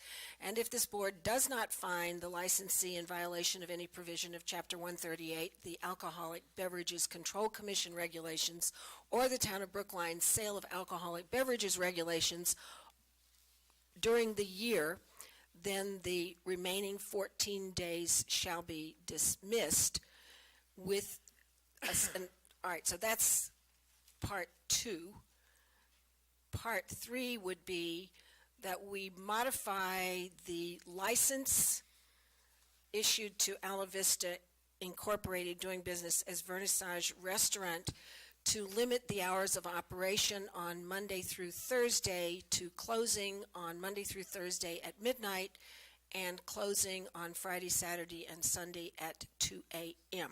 All right, those are the motions. Selectman Goldstein. Clarification, please. So is the proposal that it's 14 days served or 15 days served? Well, it's weeks. It was presented in weeks, so the total is Because- 28. Because April 17th through, you said, May 1st Maybe it should be is two. 15 days. All right. 30th, actually. It's I think April, it goes to the 30th if you count. all right, the it's 14th. the 17th through April 30th. The opening day would be To the be Right. clear, on May Right, 1st, okay. they would be able to open. Right, May 1st is an opening, can be open. All right, April 17th through April 30th. And I'm sorry, did you include language about the decanters, or is that your next piece? Or you're just talking about the license hours now? I've done the suspension, the withheld, the modification to hours, and finally, I think the language, which I'm going to make up as I go along, is that there is an agreement that no decanters will be left on any table, and all beverage services shall be done by a wait person. Correct. Okay? And can we make that a condition of the license, the way that we're modifying the, Well, I can add it to the modification of the license if Yeah. you want. Okay. Kate, are you on top of this? Okay, because I certainly don't want to read it all again. All right. I am going to ask members of the board to vote these all together, but we've got a motion for a total suspension, a motion for imposed 14 days, a motion for a withholding of 14 days, a motion to modify the license to change the hours, as well as with the condition that no decanters be left on the table. Is everybody clear about this? All right. All in favor, please say aye. Selectman Daley? Aye. Selectman Mermel? Aye. Selectman Benka? aye. Selectman Goldstein? Aye. Chair votes aye. We really Yes. appreciate your time, and thank you to Patty and the police department. Yes. Yeah, for I just assistance. want to add that I joined Selectman Goldstein in thinking that you're getting off a little easily here. So, I hope you appreciate that. All right. Thank you all. And now I'm going to ask if Bobby Kaplan is in the room. You're applying to join the Retiree Healthcare Trust Committee, sometimes known as OPEBs. Well, No? No? Can I clarify this? Sure, please do. Yeah, I asked Patty, our Patty, to Yep. correct this, because it's not the OPEB committee. Ah. Bobby was a valued was. member of my OPEB committee. That's what I thought. In which Yeah. we looked at Right. what we were going to do with that liability and so forth. This committee that she is willing to join, and is that the Retiree Health Trust Committee. Right, the group that's on the pension board looks at how the pension funds are invested. And largely at my request, when we voted to have set up the trust fund for the OPEB fund, we designated that it would be the same group, the pension folks, and 2 additional members to decide how the OPEB money that's already committed to the trust fund should be invested. So that is the committee that Bobby is That's willing on the to plan. join, and that's called the Retiree Healthcare Trust Committee, so it's different than the old OPEB. Got it. All right. Although related. It should not be complicated. Would you like to tell us about yourself and why you would like to do this? Yes, well, part of it is because I was on the OPEB committee, which, as you all know, really resulted in Brookline joining GIC, the Group Insurance Commission, which, first of all, I'm a state employee, so I've been in the retirement system for, well, but just about 30 years. And I also work at the State Comptroller's office, so we're responsible for basically the way the Commonwealth reports their monies, cities and towns as well as state agencies. And I do a lot of training on their fiscal areas. And also I have been for the last 5 years, co-chair for the NAGE, which is National Association of Government Employees, their Health and Welfare Trust Fund. And prior to that, I was a trustee before I was appointed co-chair. So, and what we do is invest the monies that we collect so that we can provide benefits for existing or current government employees plus retirees. So our trust fund is a little bit different than this will be, which is strictly for retirees. Okay, thank you. Questions, members of the board? Yes, Selectman Benka. This is basically an investment committee. Yes. And I, just in looking over the bullets of your resume, it listed 4 years' experience as trustee for NAG Health and Welfare Trust Fund, and now you've indicated you were co-chair? I've been co-chair since 2005. Okay. What is your involvement in the investment decisions and investment policies of that fund? Well, we determine what percent of our assets are invested in mutual funds or bonds, and so we do a lot of that, and we're actually twice a year, our UBS, which holds our investment funds, and Anchor Capital, who advises us, come before us and present division of assets. We're basically informed on a monthly basis about the health of our funds. Terrific. Okay. Okay. So you really are. Your role really is to function as the investment committee of that fund.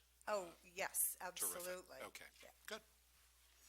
Okay, other questions for Ms. Kaplan? No?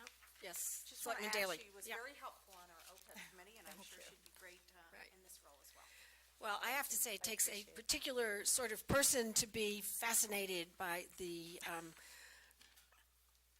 concept of OPEBs, other post-employment benefits, and we appreciate your having served on that committee and continuing your interest in helping with this. So, Thank you. thank you very much. We will not be making an appointment tonight, but we'll be in touch with you. Thank All right? you. Thank you very much. Thank you. Okay, we are now going to revisit the noise bylaw hearing that was begun last week. We have back with us this evening Mr. Roth of New Atlantic Development, and I believe with him a group of consultants who will be providing some of the answers to some of the questions that were raised in our discussion. So, Mr. Roth, would you like to introduce your team? I'd love to. Good evening. I have with me Tom Finnick from McPhail Associates. Tom will speak in a minute, but McPhail is our environmental engineer on the site. They are also our geotechnical engineers on the site. And I've asked Tom to come and speak to issues of environmental management on the site and the vibrations from the operations that we will undertake to fill the reservoirs, demolish and fill the reservoirs, and to talk a little bit about the monitoring that they will do throughout the project as our LSPs and geotechnical engineers. I also have Greg Tachi from Kavanaugh Tachi. Greg's a founder and principal of one of New England's larger acoustics and noise control consulting firms. Greg and some of his staff have been helping us better understand the potential noise levels from the equipment that they're expected to make, and has a PowerPoint that he will present, having reviewed the town's noise bylaw, making some recommendations. We've also analyzed some alternatives for the selectmen to hear about that could potentially mitigate some of the noise of some of this equipment under certain circumstances. And we'd like to go through that. Our work in the past week has focused on finding both means and methods to reduce the noise impact of the demolition operation and the crushing operation that we spoke about last week. And hopefully we'll have some good information for you. Okay. I'm going to start by asking Tom to come up and walk through the basic points of a memorandum that he's prepared that I will leave you copies with, but I think it would be good for Tom to address those points directly and answer any questions that you may have related to environmental and geotechnical issues on the site. Okay. Tom? Thank you.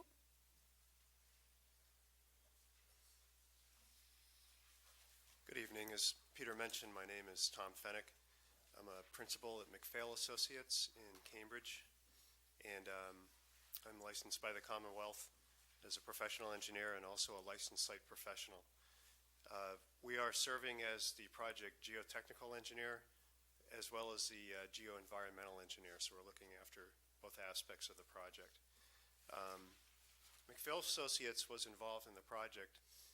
We had worked directly with the town of Brookline in 2009 when we had done some due diligence site assessment work for that property. And at that time, we looked at the existing environmental conditions of the site, mainly as it pertained to what could be expected during construction.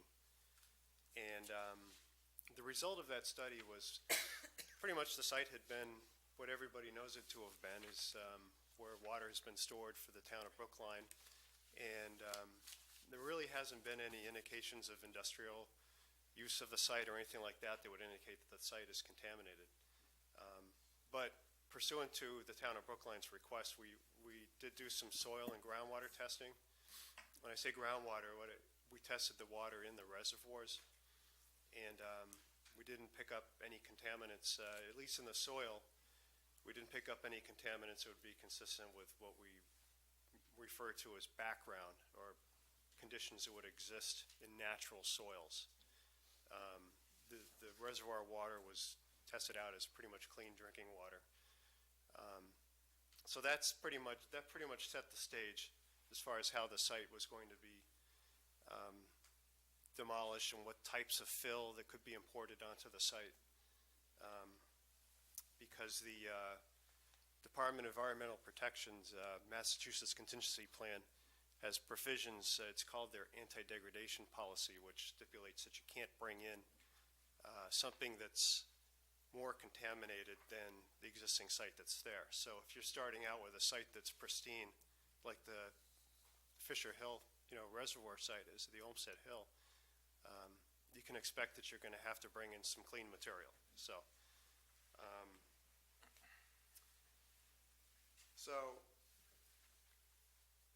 what we've done to this point, from the due diligence that we've done, and also the geotechnical aspects of how the reservoirs are going to be demolished and filled, considering what's going to be built on top of them later on, we prepared the plans and specifications, or we assisted with other consultants, Samiotis and some others, in preparing the plans and specifications for the demolition and the backfill of these reservoirs.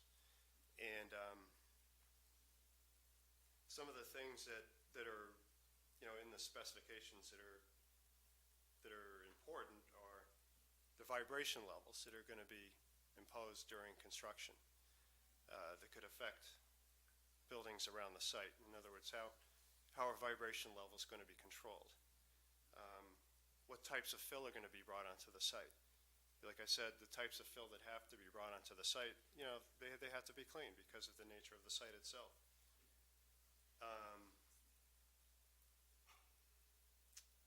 And there's a host of other requirements, but the main things are how the environmental matters are handled at during the filling and the vibration levels. And Kavanaugh Tachi is going to speak about the sound levels, which is something that's outside of our arena. So when construction starts, McPhail Associates will have a representative on site mainly on a full-time basis when fill's being brought on site and when demolition is going on, to monitor vibration levels, to monitor the quality of the fill that's being imported to the site, both for geotechnical structural considerations and also for environmental reasons. So any of the fill that's brought on the site, first of all, it's specified that it has to be tested to make sure that it's clean before it's brought onto the site. There's a consistent source of it. And then if something looks out of whack, there could be some additional testing that's done at the site as the material's being brought on to make sure it's clean. The other thing is there's a stormwater pollution prevention plan that's been prepared for the site for the EPA. It's not something that's approved by the EPA, but it's something that's record item that's kept on the site, and that has to do with runoff on the site and management of construction dewatering effluent. And that's another thing that we're going to be keeping an eye on to make sure that the work is in conformity with the stormwater pollution prevention plan. And finally, our field engineer will be working with two blastmate seismographs that will measure peak particle velocity, which is the acceleration of a shock wave that comes from a construction activity, to determine if it's essentially a vibration level or what the vibration levels are that we can use to compare to the specified requirements. So let me just, when we talk about the vibration levels, when Peter talks a little bit more about the methods that the demolition is going to take place, the key here to keep vibration levels down is to try to make the vibrations a high frequency type, such that the reservoirs are broken up into small pieces that fall to the bottom, that get munched and chipped, so that you don't have these large chunks coming down that create a large amount of vibration, and they could also cause a lot of the low frequency vibrations are the vibrations that are most concerning. And that's what these seismographs will be installed for, is to measure the vibration levels at the property line to make sure that the levels are being conformed with. The criteria that we're using for the site for vibration levels is U.S. Bureau of Mines, and it's a conservative approach. We're using half of those values that are established in U.S. Bureau of Mines, which is somewhat industry practice around this area, especially with central artery work that's been done around historic buildings. And that criteria, we expect that criteria will result in a safe construction environment that won't cause damage. The one thing I will say to construction vibrations is that although construction vibrations, if we measure them and they're below the thresholds, they will be perceivable. And some examples of that is if you have a window pane that's relatively loose, or you have some dishes, china in the cabinet that are touching, you could have some rattling of those things, and a homeowner might say, well, geez, is this damaging my foundation? It's usually they're not, because the type of vibration that's going to cause a damage to the foundation is going to be significant. You're going to really, really know it if something's happening. So regardless of that, I mean, the main thing is that the vibration levels will be monitored, and if there are any exceedances, that the contractor will be immediately notified by our field engineer, and the work will have to stop, and this is in the specification, until we look at the means and methods and what's happening out there to try to fix the problem, to get the vibration levels to the right levels. I don't see this operation really causing vibration levels. The types of buildings and structures in the area typically have good sound foundations. Typically they're concrete foundations, and wood framing tends to be very forgiving for vibrations. One thing that is on our side is the types of soil conditions that are there. We have very dense glacial till. This Fisher Hill is a drumlin, and it was created by glaciers 20,000 years ago, or 10,000 years ago. And about 1 to 2 miles of ice was on top of Fisher Hill at one point, which really compress the soil that makes up Fisher Hill. And as a result of that, very dense soils tend to not allow vibrations to attenuate or get stronger, whereas very soft soil sites, such as, in the Back Bay where a lot of pile driving occurs, vibration levels can be more significant because the very soft soils tend to shake like jelly. This is not the case at the Fisher Hill site. But I say all this, but the bottom line is the vibration levels are going to be monitored, and if something is in excess of the levels that are established, then there's going to be something done about it. One other thing our field engineer will be doing is monitoring the compaction or the density of the fill that's being brought onto the site. That's more in regard to what's going to be, what it's going to be supported, later on when the project is completed. That's all I have for that, Peter. I'm going to invite members of the board. Do you have questions for Mr. Finnick? Yes, Ms. Daly. Yes, I do.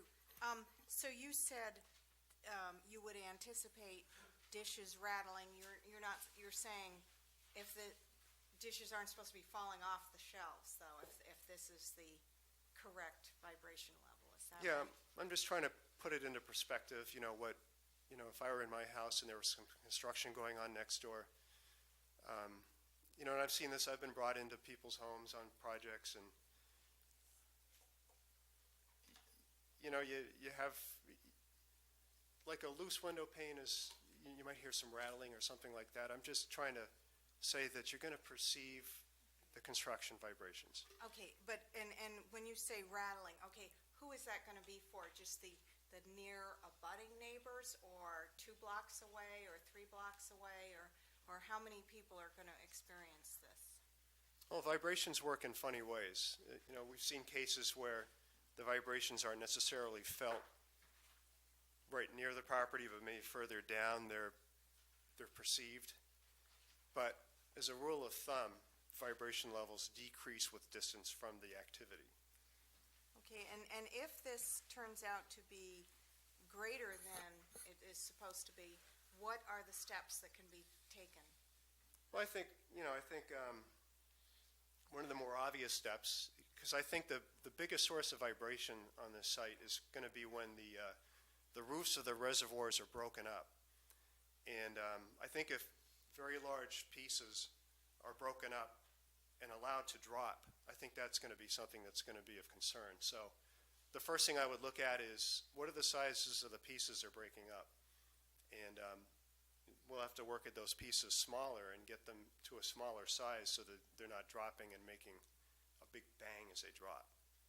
So that's probably the biggest source of vibration that I see. There's some other things that could possibly be done, such as excavating along the outside, like excavating a trench along the outside of the existing reservoir wall to create a zone where vibrations could potentially not transfer through as much. So those are 2 things that I would think of off the top of my head. Selectman Brumell?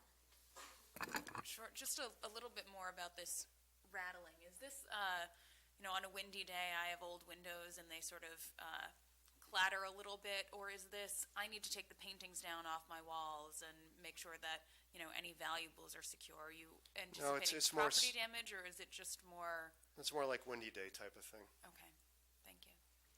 Selectman Benka? Just to clarify, so we're distinguishing now between vibrations and noise, and the vibrations will be I trust, intermittent events as opposed to the noise of the HO-RAM and the concrete crusher that we were talking about last week, or is there going to be some persistent source of vibrations here? I think there will be a persistent source of vibrations along with noise. So whatever's causing noise is causing vibrations and vice versa. We were hearing about the decibel levels from the HO-RAM and the concrete crusher last week. What sort of vibrations do you anticipate from the HO-RAM and the concrete crusher? I would anticipate something on the order of 0.1 to 0.2 inches per second. Which means, in layman's terms?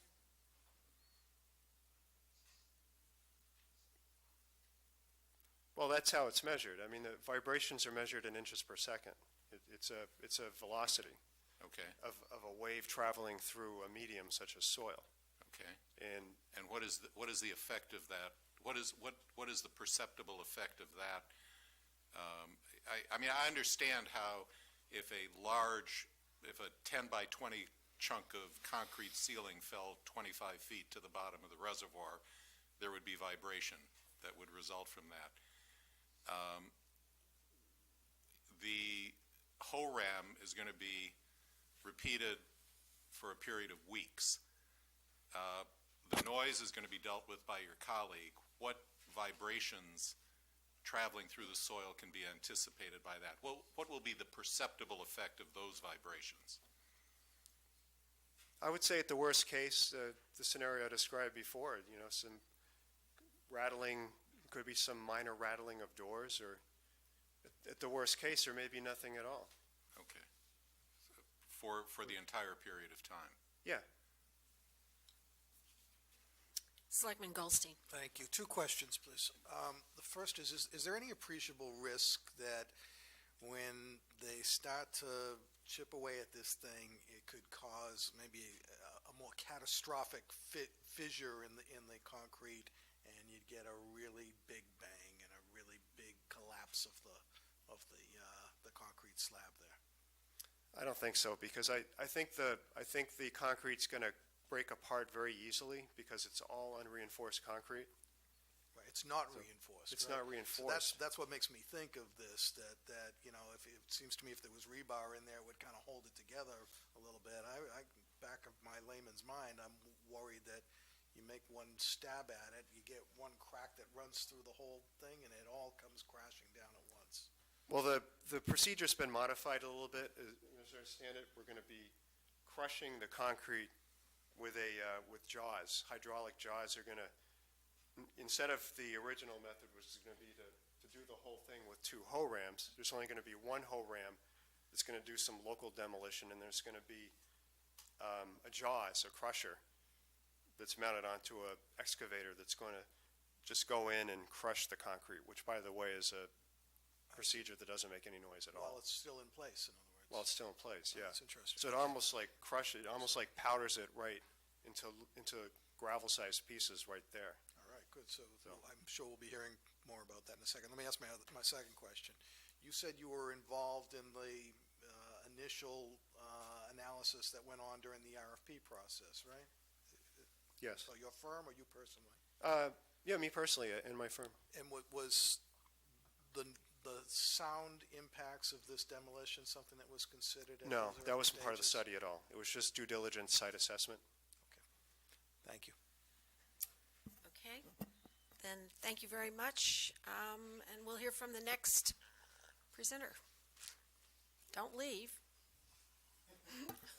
Yeah, let me just emphasize one of the things that we've been looking for are means and methods that will produce less noise and less vibration. And one of the things that you'll see a slide of in a minute in Kevin Otachi's presentation is this, what's called a concrete muncher, which is designed to demolish reinforced concrete slabs where the steel reinforcing rods that typically run in multiple directions, are interwoven with the concrete. And the only way to really effectively demolish such a slab is to grab the concrete and under great pressure crush it, leaving the steel intact. So the concrete gets crushed into small pieces, falls away, and this muncher, basically will be used primarily on the cap of the reservoirs, which will kind of slowly take chunks of the cap, bit by bit,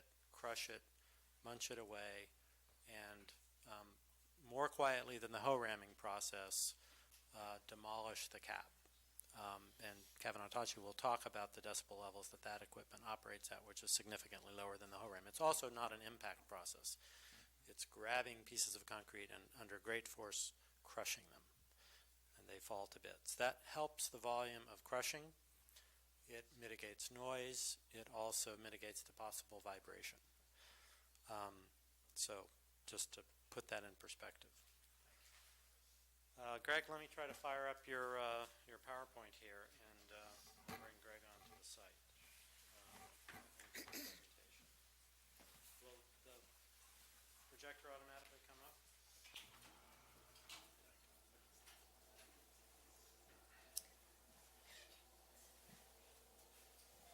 Hopefully that'll stop automatically. It's on full screen now. Yeah, you can see the projector full screen into it.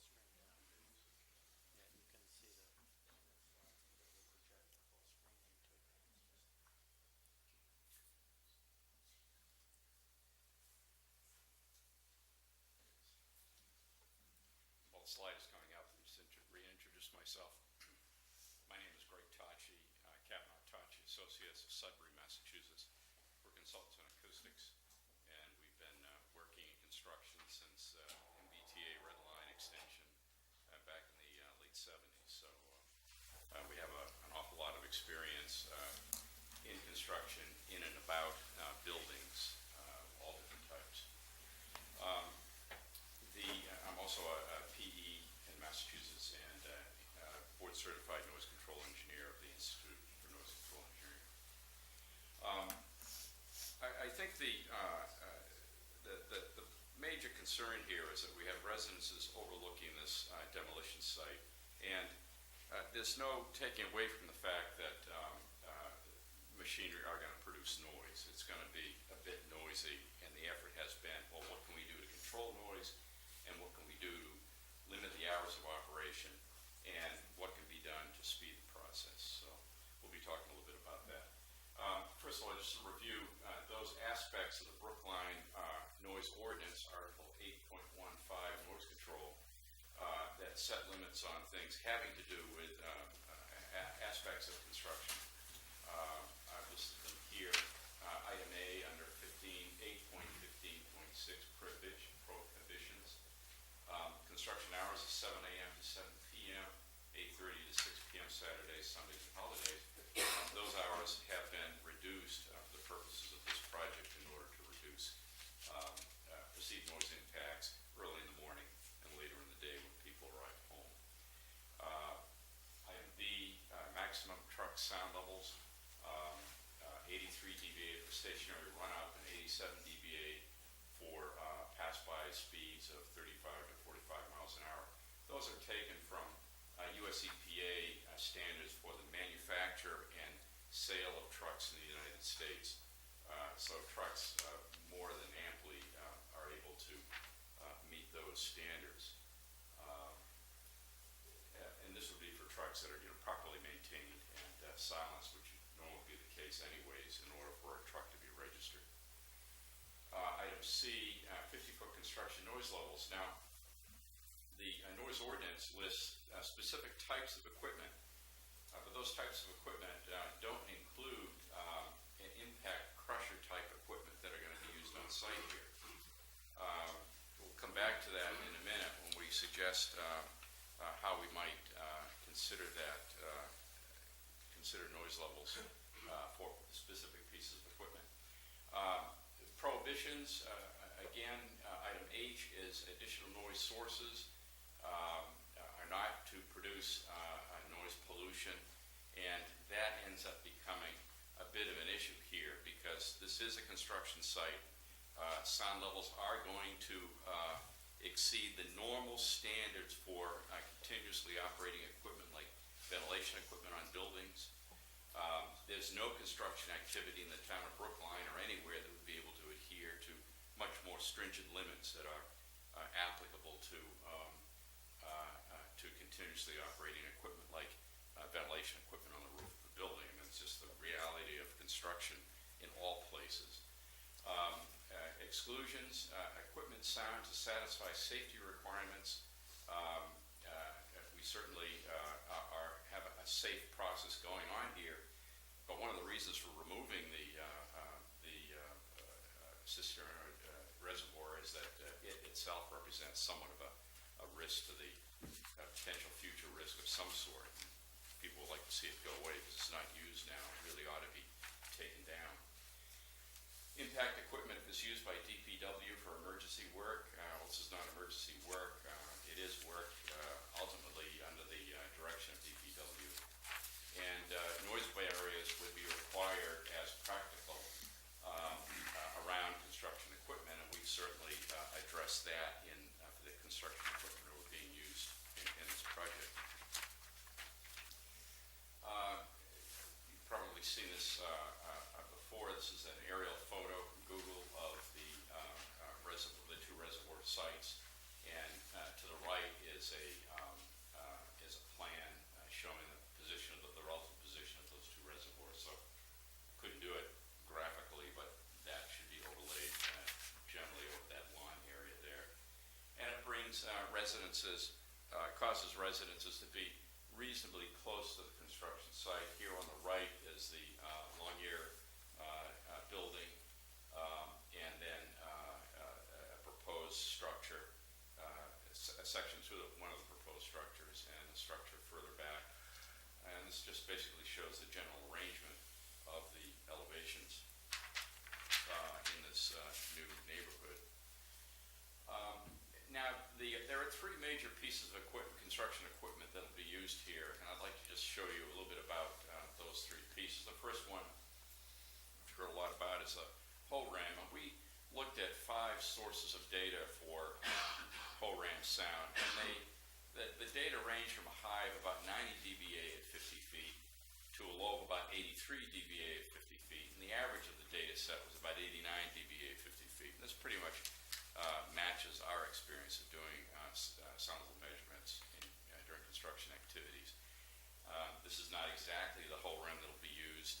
It's just something that I pulled as an example of what a whole ram looks like. It simply looks like a very, very large jackhammer. It's hydraulically driven and is mounted on the boom of an excavator or backhoe. The concrete muncher that we've talked a little bit about today, this is a typical hydraulic muncher that is being used to demolish a wall. And here the jaws engage the wall and with a hydraulic action crush the concrete into small pieces that fall below.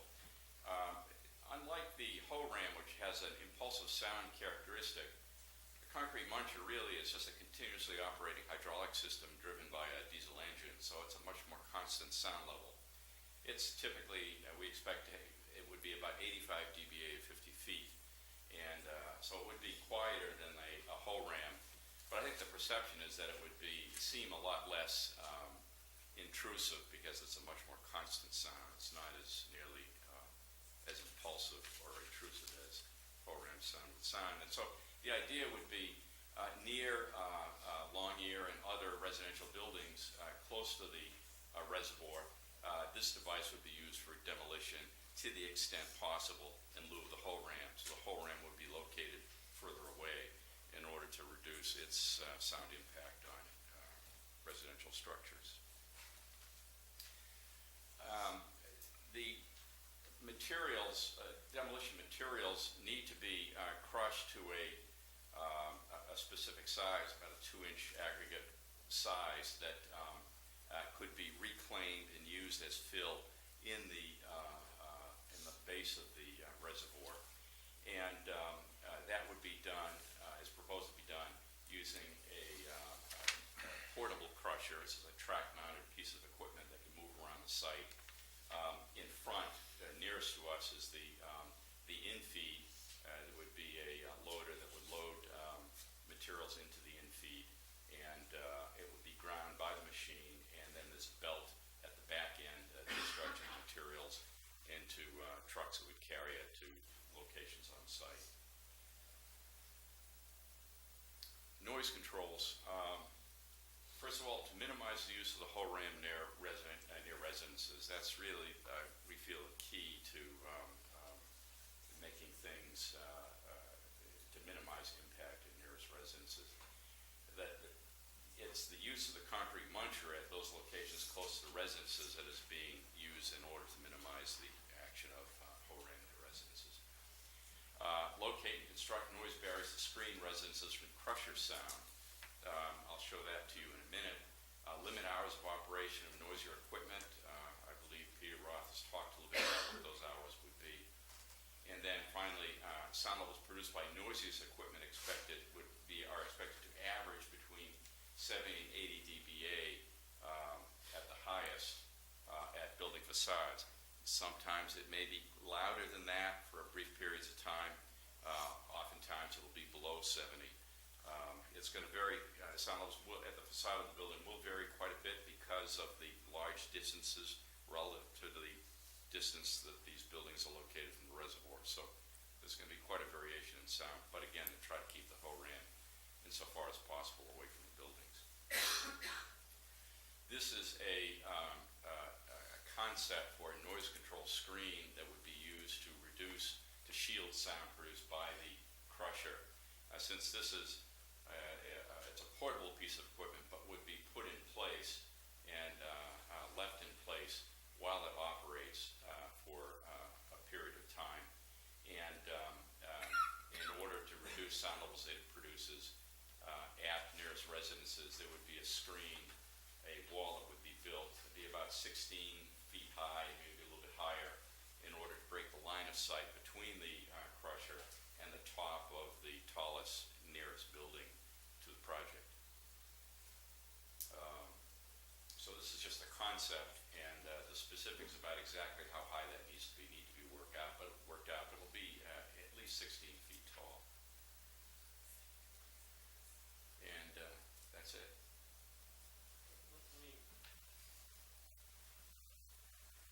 There's some cost information on some of these. Well, let's see if anybody has a question first. So, board members, do you wish to ask? Yes, Selectman Daley.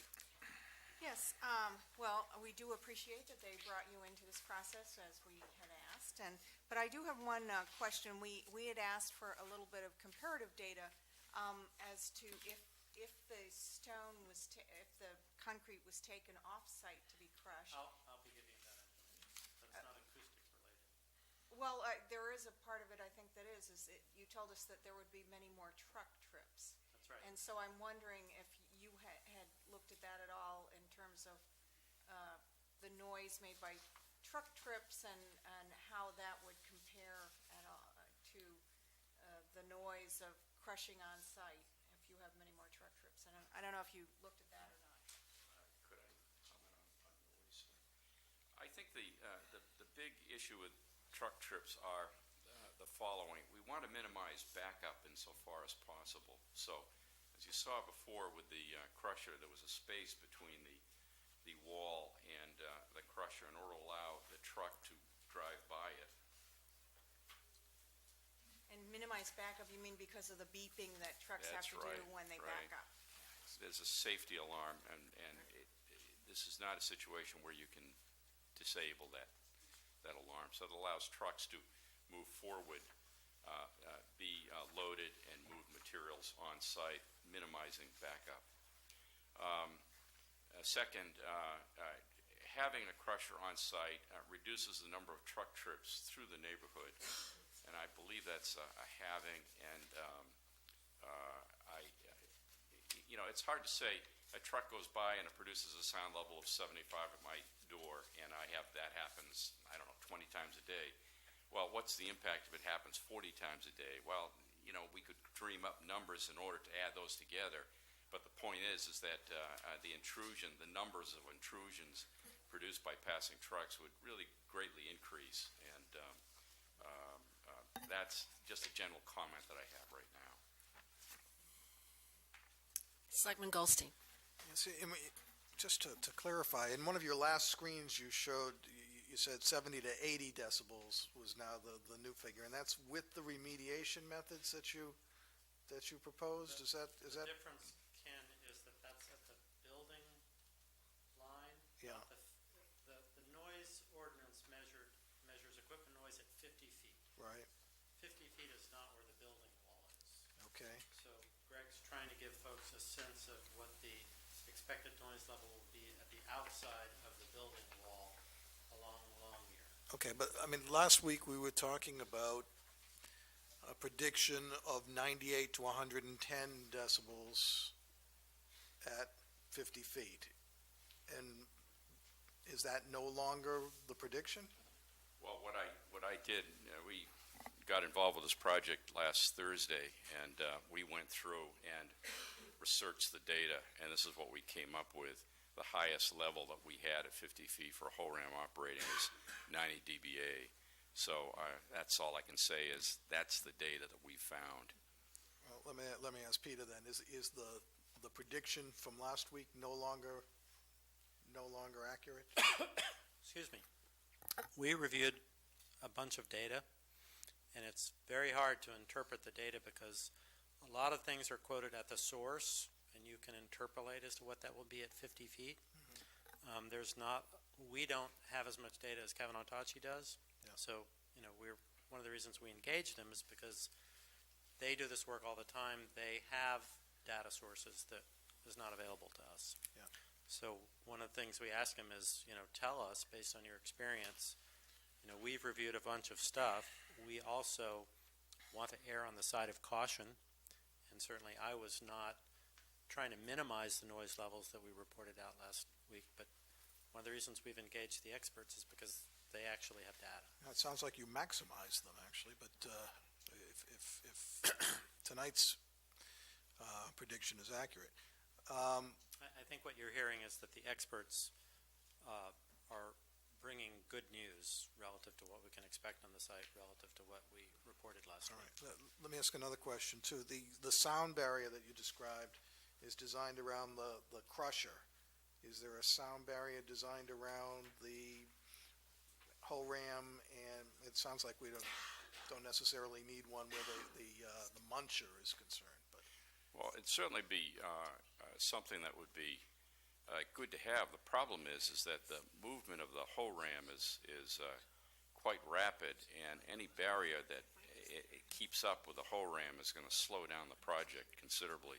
Remember, a barrier only works if it breaks the line of sight between our source and receiver. So we're talking now about barriers that would have to move with the whole ram and be in place very close to the whole ram, right on the deck that is being demolished. Yeah. So you're talking about a pretty impractical situation. If you were to force it to work, that would greatly extend construction activities. We have not ignored that. That has been considered about what could be done, but we don't see a practical solution. one last quick question. You said that the muncher could be used where possible. What are the limitations on when the muncher can be used? The two limitations on the muncher is that it's slow and its bite is limited to about, if I recall correctly, 18 to 24 inches. And in some places, the concrete deck is up to almost 36 inches thick at piles. So at those locations, the pile heads, those may have to be broken apart with the whole ram if the muncher is not able to engage in. Are two munchers a possibility? Would that speed the operation if two are working simultaneously? Theoretically, but you still need some hoe ramming because you're still going to have a lot of material that's bigger than what the muncher can handle. So the current plan, as proposed after having done this pretty intensive analysis here, is to have one hoe ram that has more limited hours of operation, a muncher that will be used as much as possible, especially at the surface and at the boundaries of the site, and to try to create the noise barriers for the crusher that we have a good chance of bringing those down into the noise ordinance guidelines, but we can't be certain. We also, and I'll talk about this in a minute, we also want to proceed in a way that will enable us to get some measurements on the actual sound of the actual equipment that's being brought on site. We'll have our team together. Kevin Otachi can make noise measurements on the site. We can make some adjustments as we go, all in an effort to, ideally if we can, we would like to keep this operation within the limits of the noise bylaw. We don't know that we can actually do that, so we are still requesting a waiver, but we're willing to try to confine those activities that are likely to exceed to some limited work hours. And I'd like to discuss what those might be. Thank you. So if there are there other We have- questions for Greg? Yes. Selectman Benka? Yes, there are. Mr. Tachi, I just want to direct your attention to the noise bylaw. I heard your comment that these pieces of equipment were not explicitly listed in the noise bylaw, and I agree that whole rams and concrete crushers aren't. But there is the provision that you noticed, which was provision H. Go back to that on your slide, which says that no person shall emit noise so as to cause a condition of noise pollution or noise injury. And noise pollution is defined in the bylaw as if a noise source increases noise levels 10 dBA or more above the background noise level, it shall be judged that a condition of noise pollution exists. So the test here, if you're right, and these pieces of equipment aren't called out, is that you're limited to 10 dB over the background noise. And anything over that is noise pollution and therefore prohibited by the bylaw. So the question is, are these going to be more than 10 dB above the background noise? I would expect they would be I would by think a fair so. margin, yes. Yeah. So, we can't sort of say, hey, they're not mentioned in there, and we get a free pass, because under the bylaw, you don't. So now we have to look at what the options are to control that noise, recognizing that it would be a violation of the bylaw if you proceeded. Also on J,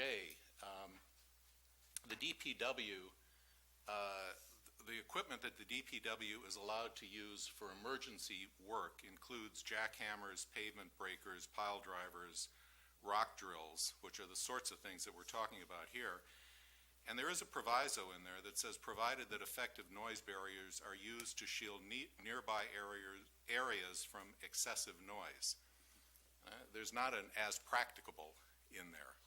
You might imply that or infer that from it, but it's not in there. Even for our own DPW and even for emergency conditions, we do require noise barriers. So that's the background in which we're operating here. Right. If I could comment on that, the problem is we have residences that are high in a building, and so to break the line of sight, you'd essentially have to be building an enclosure around this construction site with a roof. And that is, I don't see that as being possible, and represents another order of magnitude in terms of difficulty. Any barrier that breaks the line of sight is practical, but it has to reflect the fact that the receptor position, and our receptor positions here are quite high up off the ground, so they'd be looking down over any barrier that is more than a few feet away from a noise source, any barrier that was practical to build and would have proper wind resistance. So I understand and I agree with everything you've said, but any kind of construction, any kind of building construction would probably not be able to meet that test. I think that there's going to have to be some further discussion between you and the abutters engineer about this. I just note what the bylaw does require. I also have the question of why we don't use the muncher on the decks, and I gather you could use it on the decks, at least in some places, maybe not on the piers. That may address our issue. The concrete at the columns is approximately 3.5 feet thick. The muncher can only handle 24 inches. Right. So, depending on the quality of the concrete, we may be able to nibble at that. This has gone through decades of freeze-thaw cycles. We're hoping that the concrete is punky. We just will not know until we get there. That's one of the reasons why we've proposed beginning on the small reservoir, so we get some experience, we understand what the condition of the concrete actually is, but we don't know that the muncher can handle the thickness of the concrete at the caps, and it may not be able to handle the thickness of the walls at certain points. Okay, I understand. It's also slow. I understand. It's also slow.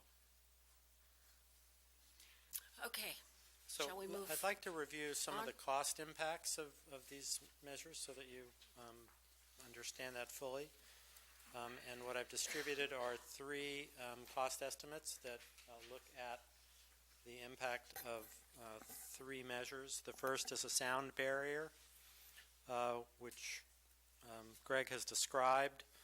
You know, it's basically going to cost about $20,000 to erect a 48-foot long, 16-foot high sound barrier that could, we believe, adequately break the sight line between the crusher and the Longyear buildings, which has a significant decibel reduction in the noise that would be experienced at Longyear, which is a fairly modest cost and one that we're certainly prepared to incorporate.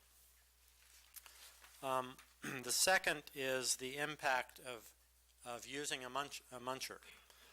A muncher, we believe, is going to operate at a much slower pace than a HORAM will. And while there are obvious benefits, as we've described here, we're predicting that this will extend the duration of the demolition phase of the project by approximately 2 weeks, which is a 33% increase in duration.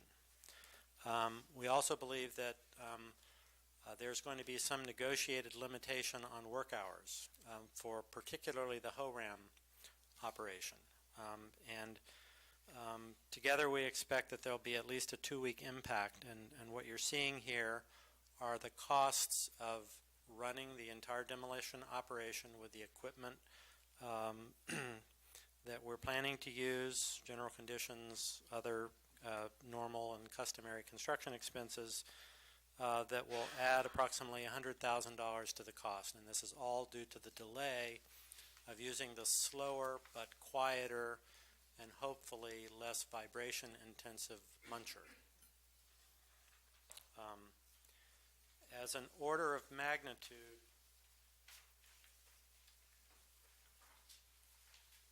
the cost of the site work phase of the project is approximately, this is not including the road construction, but the cost of the reservoir demolition and fill operation is approximately $1.5 million.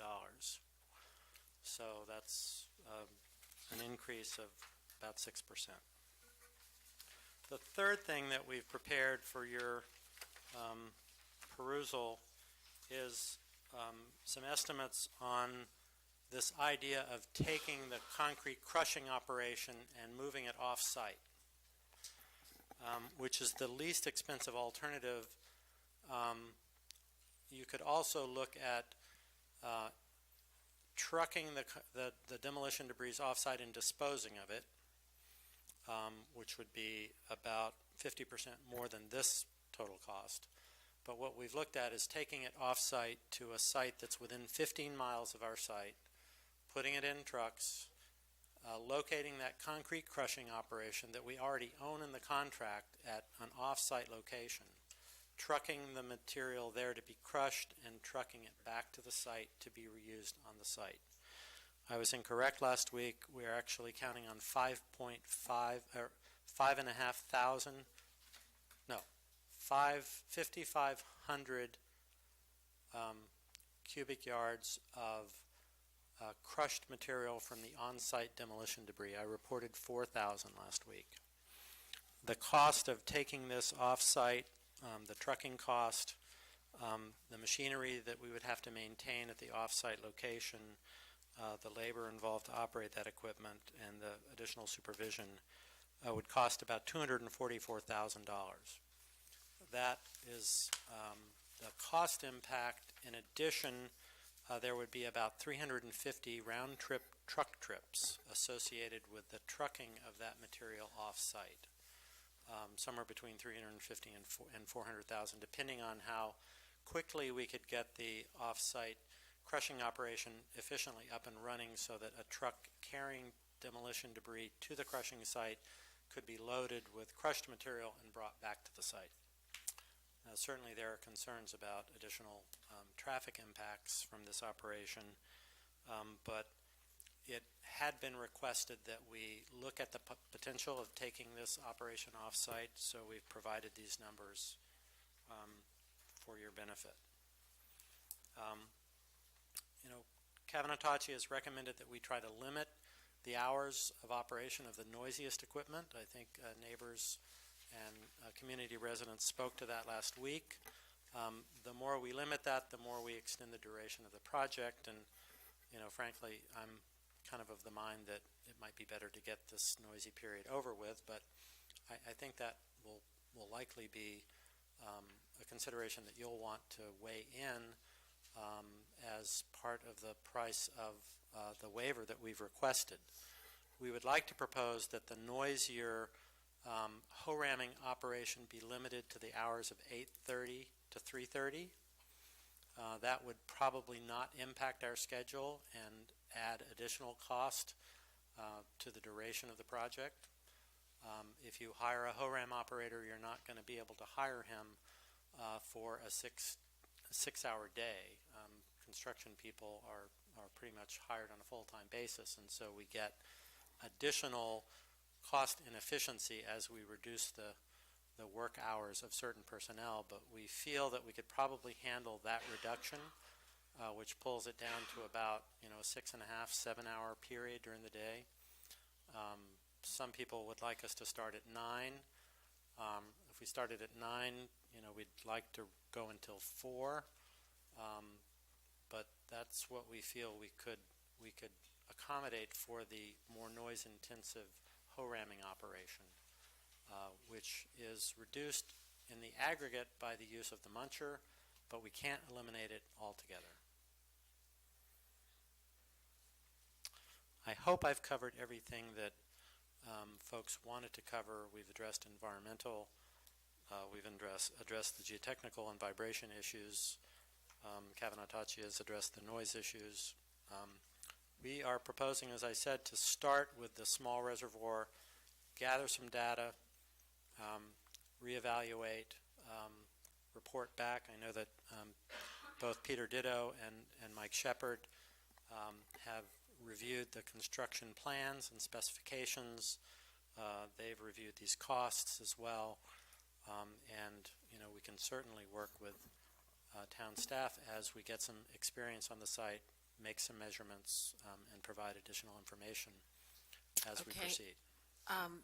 Both Mr. Shepard and Mr. Ditto are with us tonight, and maybe you would like to come forward and offer comments, if you have any, about this information we've just received.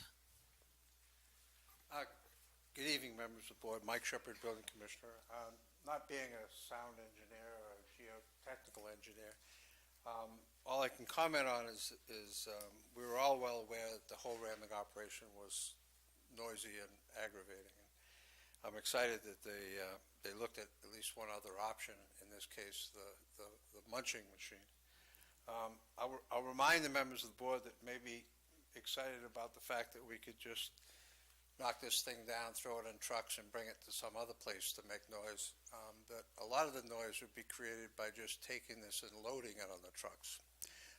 You have concrete, and you have trucks that are steel, and there's no way of putting it on and making it quiet. So there's noise impacts there as well. It appears, at least at this juncture, a lot of the considerations were actually, they appeared to have listened to a lot of the concerns of the neighborhood. I would love to say there was a way to make this all go away and nothing happen at all, but I don't think that's possible.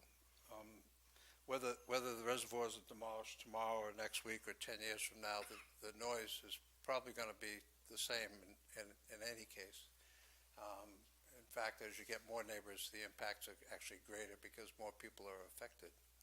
But my experience, at least to this date, with Mr. Roth and his team has been a good one. He seems to be very cooperative, and he'll work with us. And I know he doesn't expect, at least I don't think he expects a decision by the board tonight, and he'll continue to work towards, ameliorating the neighbors' concerns as much as possible. Okay, thank you. Mr. Ditto, do you have any thoughts on the issue of the number of trucks coming and going and the traffic pattern that you've worked out with Yeah. Mr. Roth? I did a little more research on that. Mr. Roth and I sat down Monday morning and trying to figure out a way that we could schedule these trucks so that they wouldn't interfere. There's two pickups for the Runkle School, one's on Fisher Ave, one's at Leicester, and the other's at High Slop. And that happens at approximately 7:10, 7:15 in the morning. There's also a PM pickup that is at, just a minute.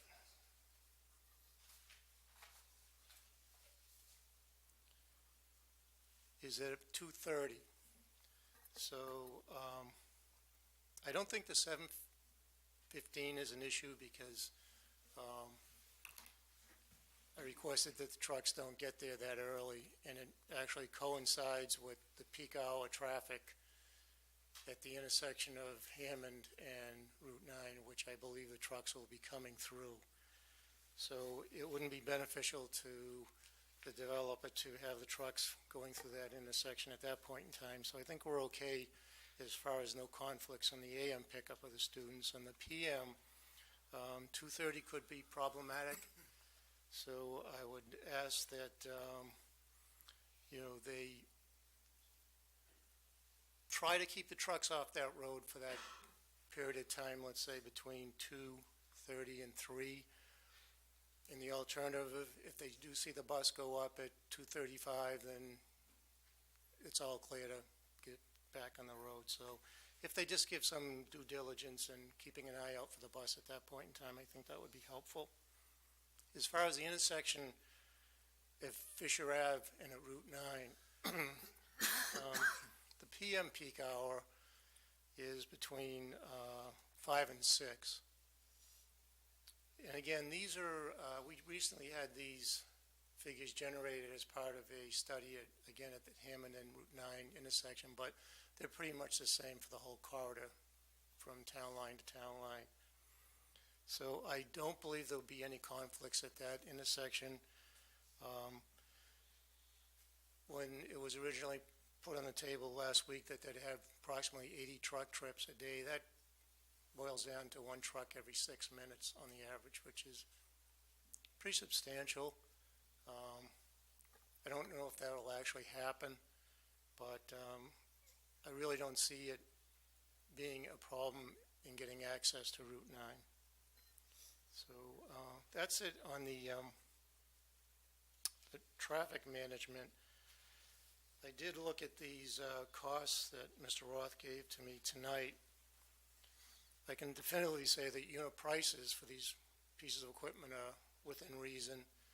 The number of hours seem reasonable, but I have to do a little brainstorming about it, but I think he's in the right ballpark. Okay, thank you very much, Mr. Ditto. Now, members of the board, more questions? Selectman Mermel. Sure. For Mr. Roth, a question for you. I think it's clear this is all a decision about what's the lesser of various evils. I mean, none of these options sound good. I think we can all agree on that, and there's going to be a huge inconvenience and annoyance and probably a whole bunch of other words that I can't think of at 10 o'clock at night after sitting up here for a few hours for the neighbors. My question for you is if you have a communications plan worked out.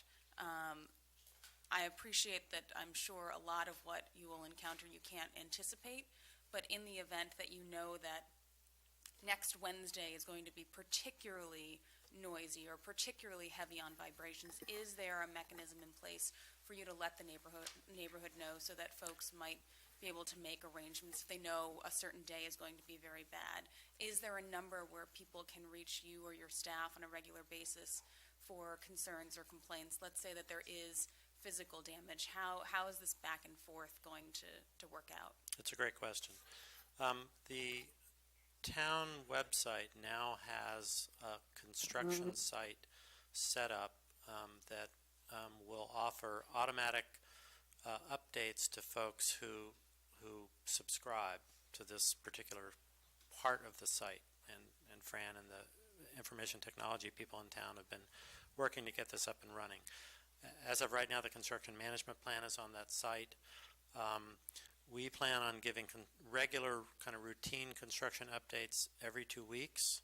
And anyone who lets the town web administrator know that they want to be a part of that updating process will automatically get an email when Brian Goldson posts an every other week update.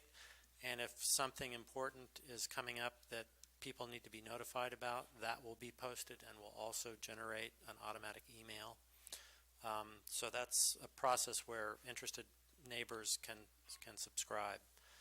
We've been communicating in part through the Fisher Hill Neighborhood Association, but as of today, there is a sign up that lists emergency contact information on the site. It gives everybody Brian Goldson's cell phone number and email address, and Lucky Brian, and also the emergency contact information for folks at Nauset Construction, our general contractor. And that, we believe, will be an effective means for people to report emergencies. And the notification system through the town's website will keep people generally apprised of our routine updates and then any special information that needs to be disseminated to the folks that are of concern. And what about for folks who may not be as wedded to their email accounts as I happen to be? Would there be a potential for people to sign up for phone alerts for those handful of people for whom email is not the best? We'd be happy to set something like that up. We could also send out updates by snail mail if people like. Some people still do get mail and open it and read it. I would just encourage you to take advantage of every avenue possible. I would hate for someone's email to go into a junk mailbox and they don't hear about something. I think duplication might be worthwhile in this case. Redundancy, actually. Yes. Right. Selectman Benka. Yes, thank you. Mr. Roth, you suggested 8:30 to 3:30 or 9 to 4 for the HORAM. What hours are you suggesting for the muncher, for the concrete crusher, and for the trucks? Well, the muncher, we think, operates within our understanding of the heavy equipment guidelines for the noise ordinance. And the muncher is slow. We'd like to be able to operate the muncher between the hours of 8 and 5. We do not anticipate doing any munching or any HORAMing before 8 o'clock under any circumstance, and normally would wrap up by 5. So, we're kind of looking at a tiered scheduling for the various pieces of equipment based on their noise impacts, and I think that's probably a rational approach.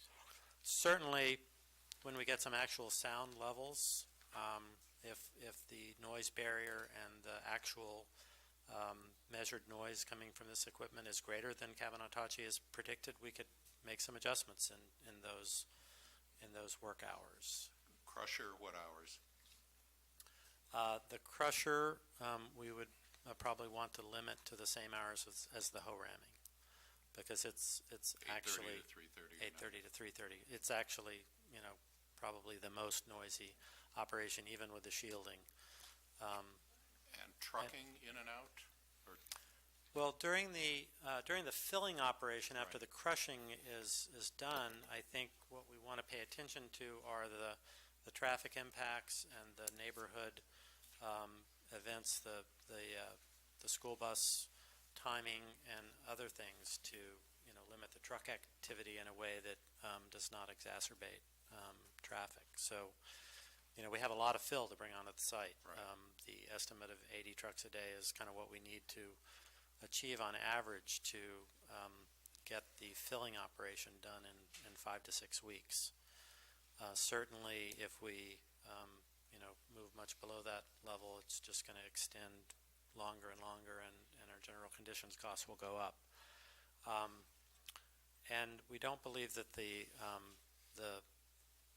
trucking operation, if we don't start until after the school buses have arrived on Fisher Avenue, which is going to put our first trucks probably at the site around 8 o'clock, 8:30, is going to be a huge imposition in the morning, and in the evening, we would hope to be able to operate, up to 5 or 6 in the evening, just getting all those trucks onto the site. Peter Ditto has suggested that the evening rush hour really becomes a problem, and entering Route 9 westbound will be problematic after about 4:30, 5 o'clock. So on a practical basis, we're probably going to try to get all our trucking in before 4:30, because trucks leaving the site are just going to have a tough time, and time is money. It's not going to be good for the trucking company to be sitting in traffic, and it's not going to be good for the neighbors to be sitting in traffic. So, there will be 8 to 4:30 is probably the trucking limits that are going to make sense. There will clearly be some special conditions from time to time, and I'm hoping that you'll have some flexibility in scheduling.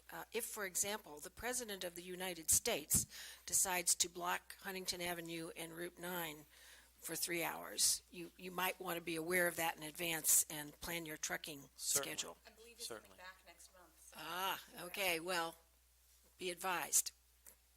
There may be other things. So, other questions? Selectman Daley. Yeah, I had a question. I noticed, and I appreciate all the work you did on this, as we requested, and you went back and did do a lot of work to try to figure some of this out. But if you're going to spend the money to create this sound barrier, my just question is, and I see that you have a hoisting and erecting charge of estimated $3,000 of the $20,000 total. But my question is, if you're going to spend the money to build this thing anyway, and I realize that you said when you're doing the HORAM part of things, it can't be right up there because it will be in the way, but isn't there some place that it could be maybe back a little farther that might be helpful? If you're going to spend the money to build this thing anyway, why not use it for both parts of the operation in some way? I would ask you and Mr. Tachi perhaps to look at that. We have explored the possibility of setting up what I'd call a HORAMing shed, where you would try to erect a barrier similar to the one that Greg described for the crushing operation, and you would try to, as much as possible, do as much HORAMing in that shed. Now, the HORAMing is likely to be needed at the sidewalls, the vertical sidewalls that are more than 2 feet thick, and with these very large, thick roof elements at the columns. We have columns 14 feet on center in both directions, so there's a lot of material that's bigger than what the crusher can handle. It's possible to erect a shed-like structure where a lot of the HORAMing would be done, but we have to move, this very large boulder over to that location, HORAM it, move the material away, and that will certainly slow down the operation. So we're hoping that we can limit the work hours of the HORAM operation in a way that minimizes the disturbance of the neighbors in the early morning and the middle of the afternoon on, because it's really going to slow down our operation if we're limited to HORAMing only in a certain protected area. It costs about $10,000 or $20,000 to erect a 48-foot long piece of sound barrier, which certainly we could erect a 50-foot long shed to do some HORAMing, but to have to move all the piece of equipment, all the large boulders into that area to HORAM would certainly eat up a lot of time. The structure is over 300 feet long, so it's certainly a possibility, and we've looked at that. I don't think it's very effective from a time perspective, but it certainly could be done. I was really more suggesting that the one you're going to build for the crushing part of things, there might be some place, if you thought about it, or Mr. Tachi thought about it, that it could be placed, that wouldn't be right in your way, but, I mean, if you're spending the money to build the thing anyway, maybe it can be useful in all earlier parts of the operation as well. That's just my thought for you. We can certainly think about that and explore it. My sense is it might be difficult and time-consuming to pull all the large pieces of concrete that need to be further broken up only with a hoe ram, because the muncher just can't handle it. Okay. Real quick one, any practicality to moving the crusher across Fisher Ave to the above-ground reservoir site, increasing the distance? We thought about that. Certainly, there's a nice depressed area. You would have to first build an access road through the dike to get to there, and you would have to load and unload all the trucks on both sides. Do it with a front-end loader, just driving across the street? The volume that a front-end loader can carry across the street would be very low. I mean, you're talking a couple yards at most, as opposed to a dump truck that's going to carry 20 to 25 yards of material at a time. That is possible. It would be a significant cost to build the access road. There's a significant elevation drop between the top of the dike. There is a road that goes to the top of the dike, but there's a very steep grade change that a dump truck full of material could not negotiate. So we'd have to be building a significant ramp in, and we'd still have all the loading on both sides. And I believe that might require the approval of Mass Historic Commission. I know there's a lot of concern about the historic landform there, and that I think would be It sounds like it's a more regulatory expensive issue. than your option 3 here, anyway, right? Well, it certainly would reduce the truck travel, and that's good because that limits cost. But the logistics of accessing the interior of the state reservoir site is not insignificant. And we are concerned that there might be some regulatory issues there as well. Selectman Benka? Yeah, I think actually we couldn't do that by virtue of the covenant we've signed with the state, which limits that reservoir to recreational uses, and I suspect this would not qualify. Recreational concrete crushing. The one part we could use is the old pipe yard, the old yard at one end, which is not restricted like that, but that is on the surface and it's right next to homes, and this actually at least is in the bottom of the pit that you're planning to do the crushing, which would... In a depressed location, at the bottom of the reservoir, which would hopefully help screen the sound somewhat. So, I think. Okay. We do have some members of the public here who I believe have some questions. Given the late hour, I hope we can identify one or more representative speakers. Mr. Merrill, would you like to come forward?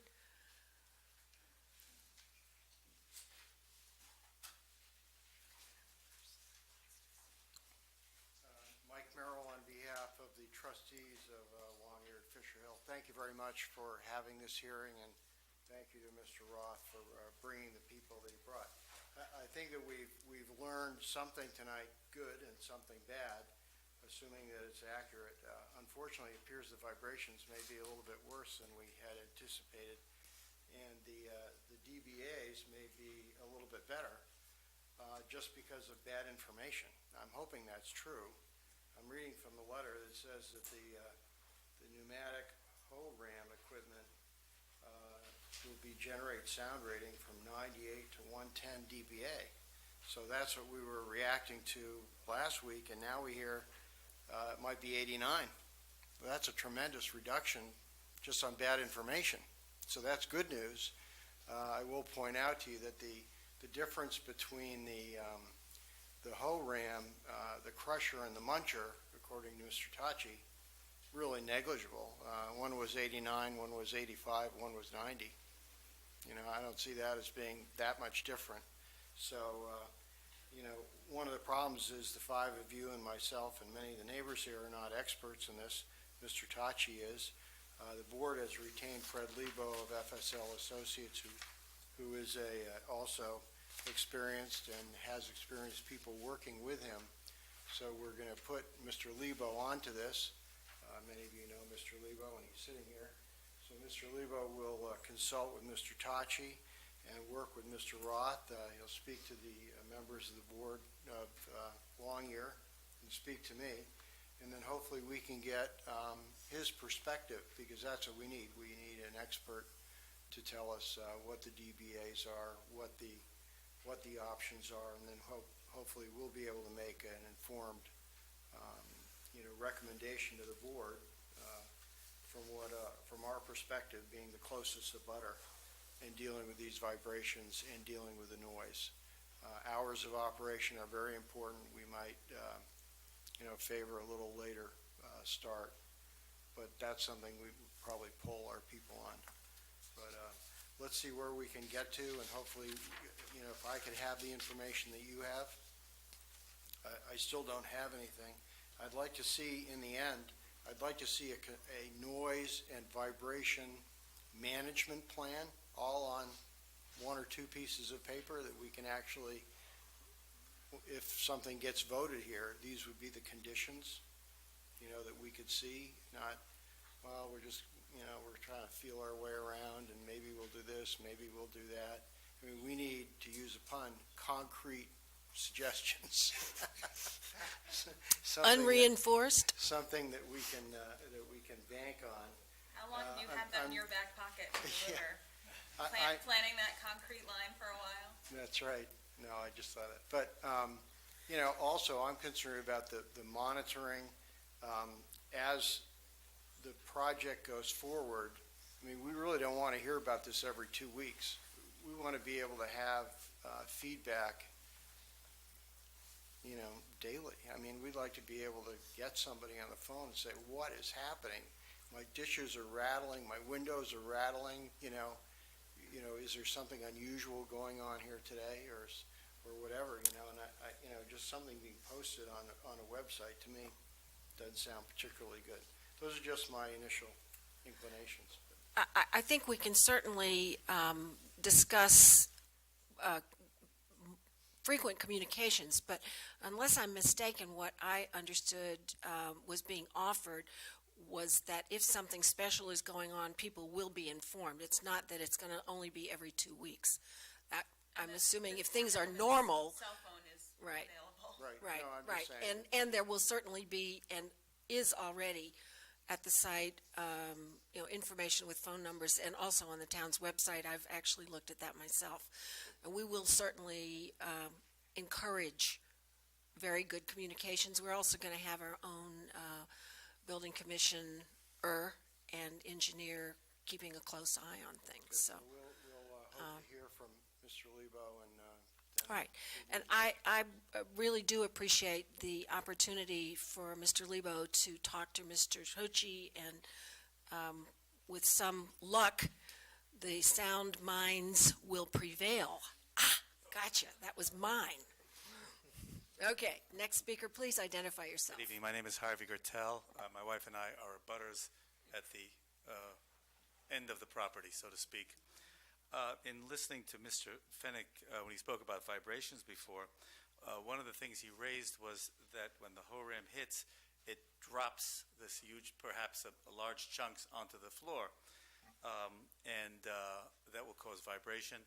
And so it occurs to me, is there a possibility, and maybe this is for the sound engineers, of putting something like blasting mats, those big thick rubber mats on the bottom of the reservoir, which will certainly mitigate the effect if any of this concrete, huge pieces fall down, it will hit it, it won't go into the concrete, and it won't start traveling wherever it'll travel, and will also mitigate the sound of these, perhaps, of the hoe ram. I don't know enough about the sound, but it seems that if the roof comes off, even with the pieces in it, it's creating an echo type effect inside the reservoir, which may make these decibel levels we're getting to be, I suspect that it's being measured as the thing hits, the ram hits the piece of concrete, as opposed to the reverberations of sounds within that.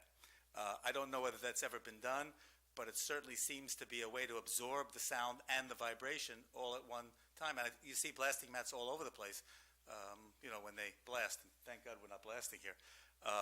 So that's one question. The other question is, it was mentioned that there would be 2 seismic monitors. I'd like to get some more information about, is that right, Mr. Fennick, you said that? There'll be 2 monitors? Correct. Right. So I'd like to know where they're going to be placed, why 2, why they only, and what the parameters were, or the specifications for determining that. As we've spoken to Mr. Roth about, and he's been very cooperative, I must say that, we're concerned about vibrations coming from the property because the edge of the reservoir is within a short distance to our home, and we do have a reinforced concrete foundation and a wood upper structure, but and a pool, which could be affected by this. So the seismic monitors are very important. The other question is, who's going to monitor the monitors? How often? Who gets the reports? Does the building department get the reports? Are they there every day? Mr. Fennick said that if they go over the specifications of vibrations, that construction will stop. Do they have the authority to stop construction? Or is that just the building department that has the authority to stop construction? So there's some issues that I think still need to be addressed because I'm not clear about them. Let's see. Who will be measuring the sound levels during construction, during the work? He said, one of the speakers said that that it would be measured on a regular basis. Well, who will be measuring it? Who will be reporting to it? Will something stop, or will it wait for neighbors to call? I mean, there are procedures here. And I think Mr. Merrill was right in asking for some type of a management program for sound and for vibration control. The last thing I want to talk about, and I don't know anything about the construction dollars, how the dollars work, but I heard Mr. Roth talking about some extra costs. It sounded to me like a change order, so to speak. I'm not sure why anybody would be entitled to more money, especially since by the developer's own admission, their original plan for doing all this work exceeded the town bylaws. And now they're coming back and asking for more money, unless there's some other type of a program that I'm not aware of that he's entitled to this money. But if the original program that they were asking for was in violation of the building code, and now because we want them to abide by the building code, why should we have to pay more money? Thank you.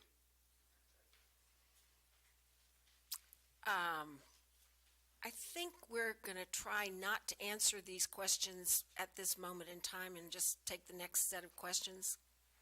Please come forward. Good evening. My name is Howard Ecker, E-C-K-E-R. I live on Hislop Road.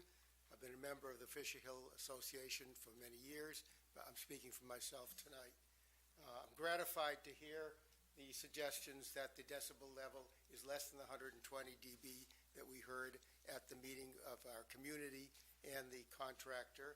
And I'm also gratified that they are now going to use a sound barrier, although I would say that the sound barrier probably should be a little more generous in that that one side I don't think is sufficient to protect Fisher, and I'm not sure that the extent of it from what I saw on the diagram is sufficient to protect Longyear. One issue that might help them as a win-win is that the inverse square law also applies to heights of buildings. And the higher you go, there's a decrease in the decibel level and the noise. So the people at the higher levels are more protected than the people at lower levels, which need heavy protection. Try to be proactive.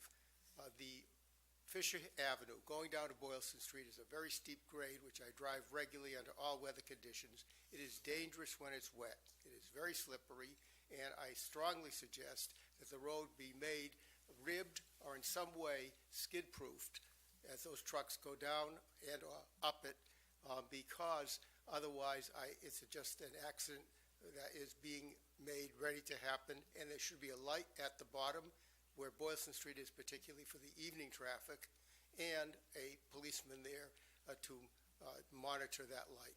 I think that otherwise it's just asking for disaster with a truck every 6 minutes.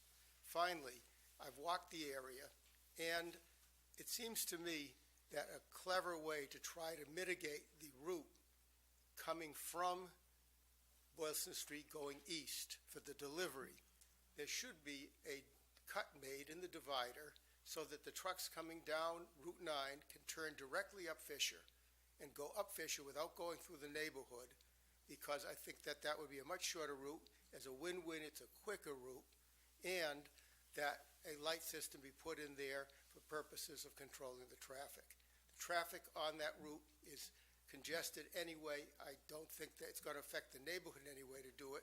It might affect the traffic flow in the area, and I know it's a federal highway, so that there might be some things that have to be adjusted, but I think that that would make the clearest route. And the divider is a very thin divider. I don't think it would take much effort to cut through it, put some asphalt down temporarily to get up to Fisher Avenue. Finally, I think that there should be a speed limit put in our neighborhood. I'm not sure what is appropriate, but the traffic people could give us a better idea. 5 to 10 miles an hour during the time that the trucks are working in that area, because being enthusiastic, I'm sure, to get the job done as quickly as possible and go back and get another load, speeding through our neighborhood above that with those big heavy trucks, particularly loaded with dirt, is not a great idea. Thanks for your time, and I appreciate being able to talk at this late hour. Thank you. Next person. I'll just ask some questions. My name is Myron Belfer. I live on Seaver Street. And I've had some experience with demolition of concrete, because we had a swimming pool at our house when we moved in, and we decided to take it out. And my concern is what may be unexpected consequences from the demolition of the reservoirs. Not so concerned I am about the noise and everything else with the cap. In other words, but when the walls come down, in the neighborhood where we are, there's groundwater. In other words, in their groundwater streams. So when we took the walls down from our swimming pool, we uncovered, in other words, a stream, which now runs underground through our property, which you can see through all the dead plants and other things that don't thrive with the water that comes through it. Anyway, I'm concerned about that. So the focus has been on the cap and the walls. Are you going to demolish not only the walls, but the base of the reservoir? And if so, which was required of us, we had to take the base out, in other words, and at least crush it so that we'd get drainage.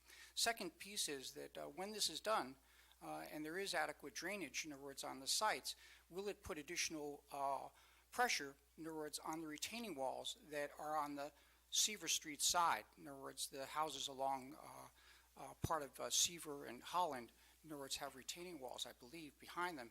Will it put additional water pressure on those walls and then make them not viable? Second point is that several of the houses, ours is a 50s ranch-style house with very large windows, and they shake as it is. In other words, we were told that somebody would come and take pictures of our windows, and we haven't heard from that person at all. And at least 2 people who are our abutters have greenhouses. In other words, which are more than the usual, have the more than usual vulnerability to shaking glass. And so I think that, at least in terms of glass, in other words, maybe the people involved could take some additional precautions, because it's going to be very difficult for us to explain to our insurance companies why our glass was breaking. Thank you.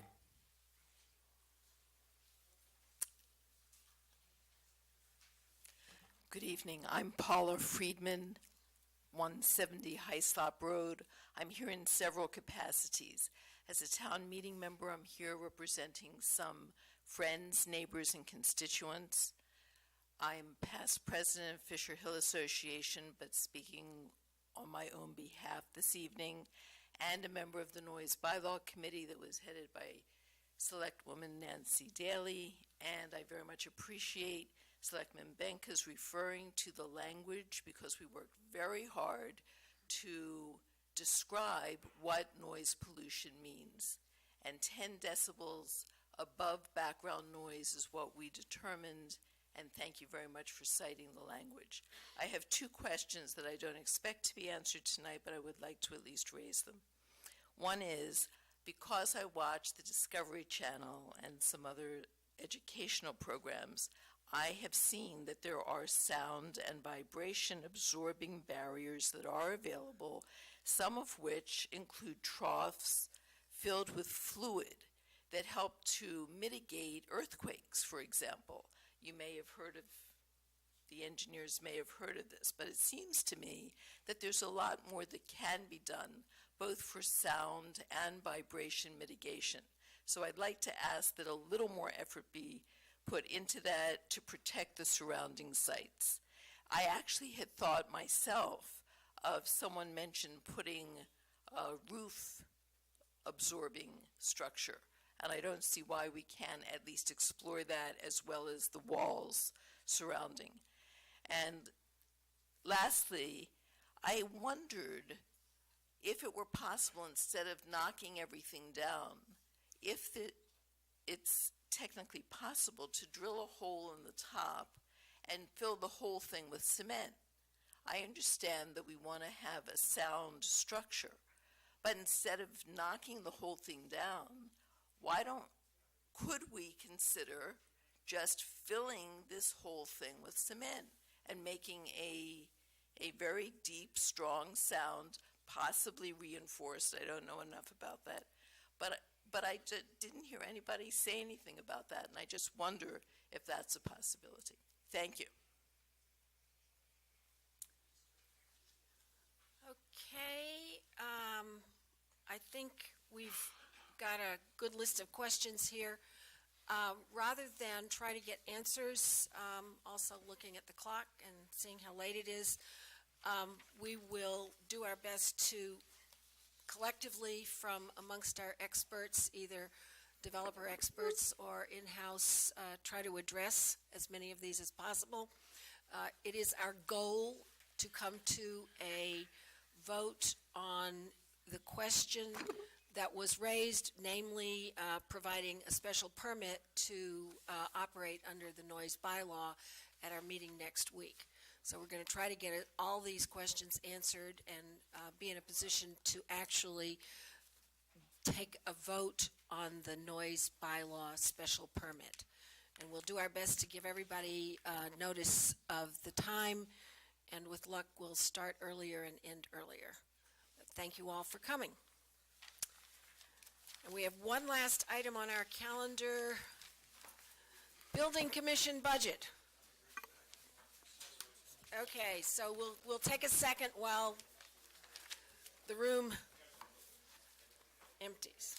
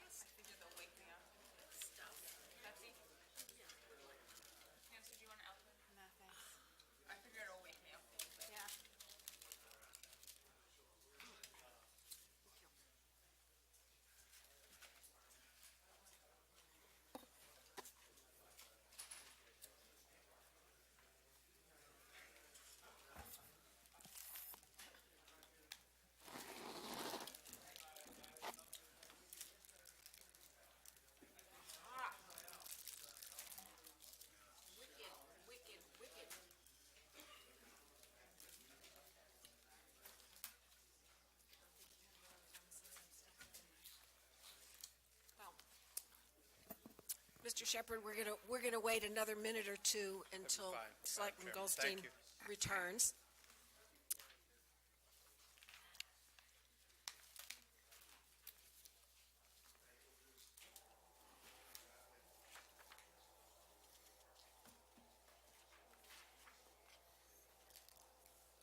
You don't have a PowerPoint on your budget?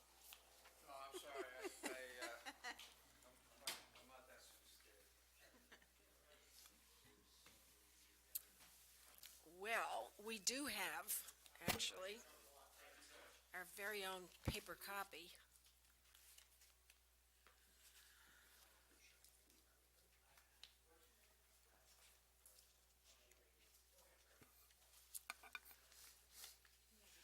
Yeah, I think Ken's chatting with folks out there. Oh, okay. Mr. Shepherd, you have the floor. Here he is. Tell us what we need to know about your budget. Members of the Board of Selectmen, Mike Shepherd, Building And Commissioner. also, how you're planning to monitor this project. And I thank you for your patience and, Yeah, in your budget, and prevailing. within your budget. Through this evening's. In terms of the budget, the building department, which includes the public buildings, which is Charlie Simmons, and also Tony Quigley's section of it, which is all the public projects. The overall budget for this next fiscal year is down 0.2%, which is not considerable, however, it is down. I know you have all the numbers before you. So what I was going to try to do is give you kind of a state of the building department address, which I will try to keep as short as possible. The operations manager that was in last year's budget was just recently hired. That was, as the board may remember, to become Charlie Simmons's right-hand man to help primarily with school projects. He started yesterday, I'm happy to say. Both school building projects, both the Heath project and the Runkle project, the owner's project managers are Tony Quigley and Ray Mazak, respectively. And the good news is 75% of their salary is taken out of the school building project. It's in the budget, and it frees up monies elsewhere. And they're spending well over 75% of the time on those projects each, as you may understand. We're working with the town hall staff and currently working very diligently because we're under kind of a time constraint as to pull numbers together to lower our carbon footprint so that hopefully Brookline will be in line to become a green community. The problem is the board may understand that, we've been, particularly Mr. Simmons, over the last 10 years, kind of proactive in this regard, and we can only go back 2 years. And so we're kind of penalized for all the work we did for the 8 years before that. But we're coming along, and we got some creative ideas to handle that.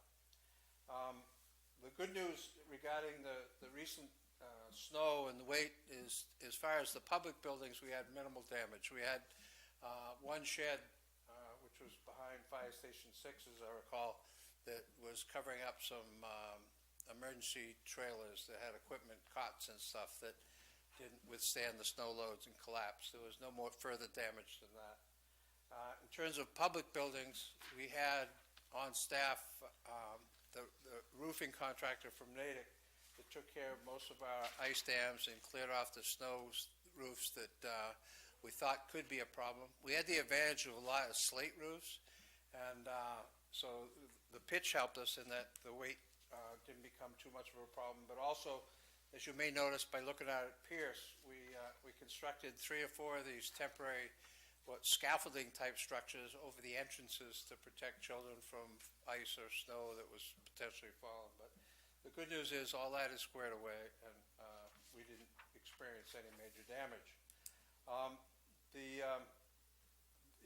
In terms of my operation in the office, we got some well-needed help in terms of the clerk. As the board may recall, I was before you requesting permission to hire a clerk. Michelle Flannery came on board about 4 months ago. It's been great. She's going to work out perfect. And knock on wood, the department has had a relatively long period, 4 or 5 months, with no people out for any kind of issues. We're in pretty good shape right now. The permitting software is now in its second iteration. The manufacturer published the second addition, and we started that on February 1st. It's going very well. Now, as you may know, I suspect you do, that all the building permits are online the day they're issued, and that data is updated at 7 o'clock every night. So inspections are on there, permits when they're issued, so neighbors get to check up on their neighbors, which is a good thing. And our ideal was that was going to cut down the number of inquiries to the office, and it's done that. So that's worked out well. In terms of the projects, Runkle, as you may or may not know, is at about 5% complete. When you go to the back of the building, the entire addition that was built 12 to 15 years ago is gone. They've done most of the asbestos abatement within the school. We found some additional issues with PCBs and the caulking of the windows, and we're addressing that right now. But the contractor at this point is on schedule. He's going to start excavation for the foundation later this week. So as far as the timelines, we're still within the time frames. The town hall garages, as you may recall, last year we closed down the town hall garages for the summer. We're going to do that again this year, at least a portion of it for the second phase, which also includes the amphitheater at the Pierce School, as you may recall. And thanks to Joe Geller and his private business, he was able to come up with some creative plans for a redo of the amphitheater, which the schools graciously bought into, which seems like we're going to be able to do it in the original budget. And it'll be something that the kids can use much more than they use that old concrete thing. And that'll be happening this summer. The Civil War tablets, I was before you earlier. We went out and visited the site where the lady is restoring them. And she's doing a great job. And we expect them back probably at the end of this week, first of next week. The project as far as the framework and the installation went out to bid at the beginning of this week. We'll open the bids on the 25th of this month, and we'll have it all in place by Memorial Day. Pierce, as far as the auditorium renovations, as you recall, the auditorium is the thing that looks kind of like a gymnasium and needs a lot of work. The contract for the design services went before the building commission tonight, and the cost estimates are planned to come in time for May town meeting. Old Lincoln School and the fire station roofs, they're on to be repaired this summer as part of our regular project. The Devotion School concept study, the site visit for interested design teams is the middle of this month, and the RFQ responses are due at the end of this month. Putterham is done. We're still waiting a couple of odds and ends to close out documents related to the array on the roof, the solar array. The Heath School schematic design is completed. The design development is ongoing. The MSBA board is going to vote on the project scope and funding agreement at the end of this month, March. The senior center renovations, the senior center is planning on doing some renovations which won't have any cost impacts on the town. They expect to get the money through private donations, as well as they're hoping to get some CDBG funds. They're going to actually relocate the fitness center, and they're going to build a multi-purpose center within the building. None of the footprint has changed. Other than that, we have no big major purchases. We have a van that we're going to replace. We're going to replace the last Crown Victoria that we have in the building department with a Ford Fusion hybrid. We're trying to, in our budget, and of course we're working with the advisory committee, we have funds in there to replace one of the vehicles with a Chevy Volt. They're not even on sale in New England at this point. They're on sale in New York City. We expect the first of next year they'll be on sale here. The considerable difference is they run entirely on electricity. They have a gas motor, which is only used to charge the batteries. Unlike I have a Ford Fusion and a I've had it for 3 months. It's a great vehicle, but it's more like the Prius in terms of, when you go over 40 miles an hour, the gas engine pretty much drives the car. The Volt is entirely different. The Volt requires to be plugged in. We have a facility down in the parking garage to do it. And we expect that if we do get this Chevy Volt, if they're available, it'll go to the wiring inspector because it seemed entirely appropriate. The advisory, at least the subcommittee, was pretty high on the concept of, at least, looking good in terms of the citizens and being a model for, getting this kind of thing. All of our internal combustion engines will be gone. We'll have all hybrids. As you know, we have quite a few Priuses already. We also are put into for a capital expense for a scanner for the building department to scan plans. We have an arrangement working with the engineering department, but what it's done is it's added a lot of time, and so we haven't got a lot of scanning done because the equipment is not there. So Dave Giancakis is looking to get us the best deal possible for that. We're also looking to, similar to what Andy Papasurgeon did with his GPS devices for his trucks, where I'm looking at, as a management tool, putting GPS devices in all our vehicles, my own included.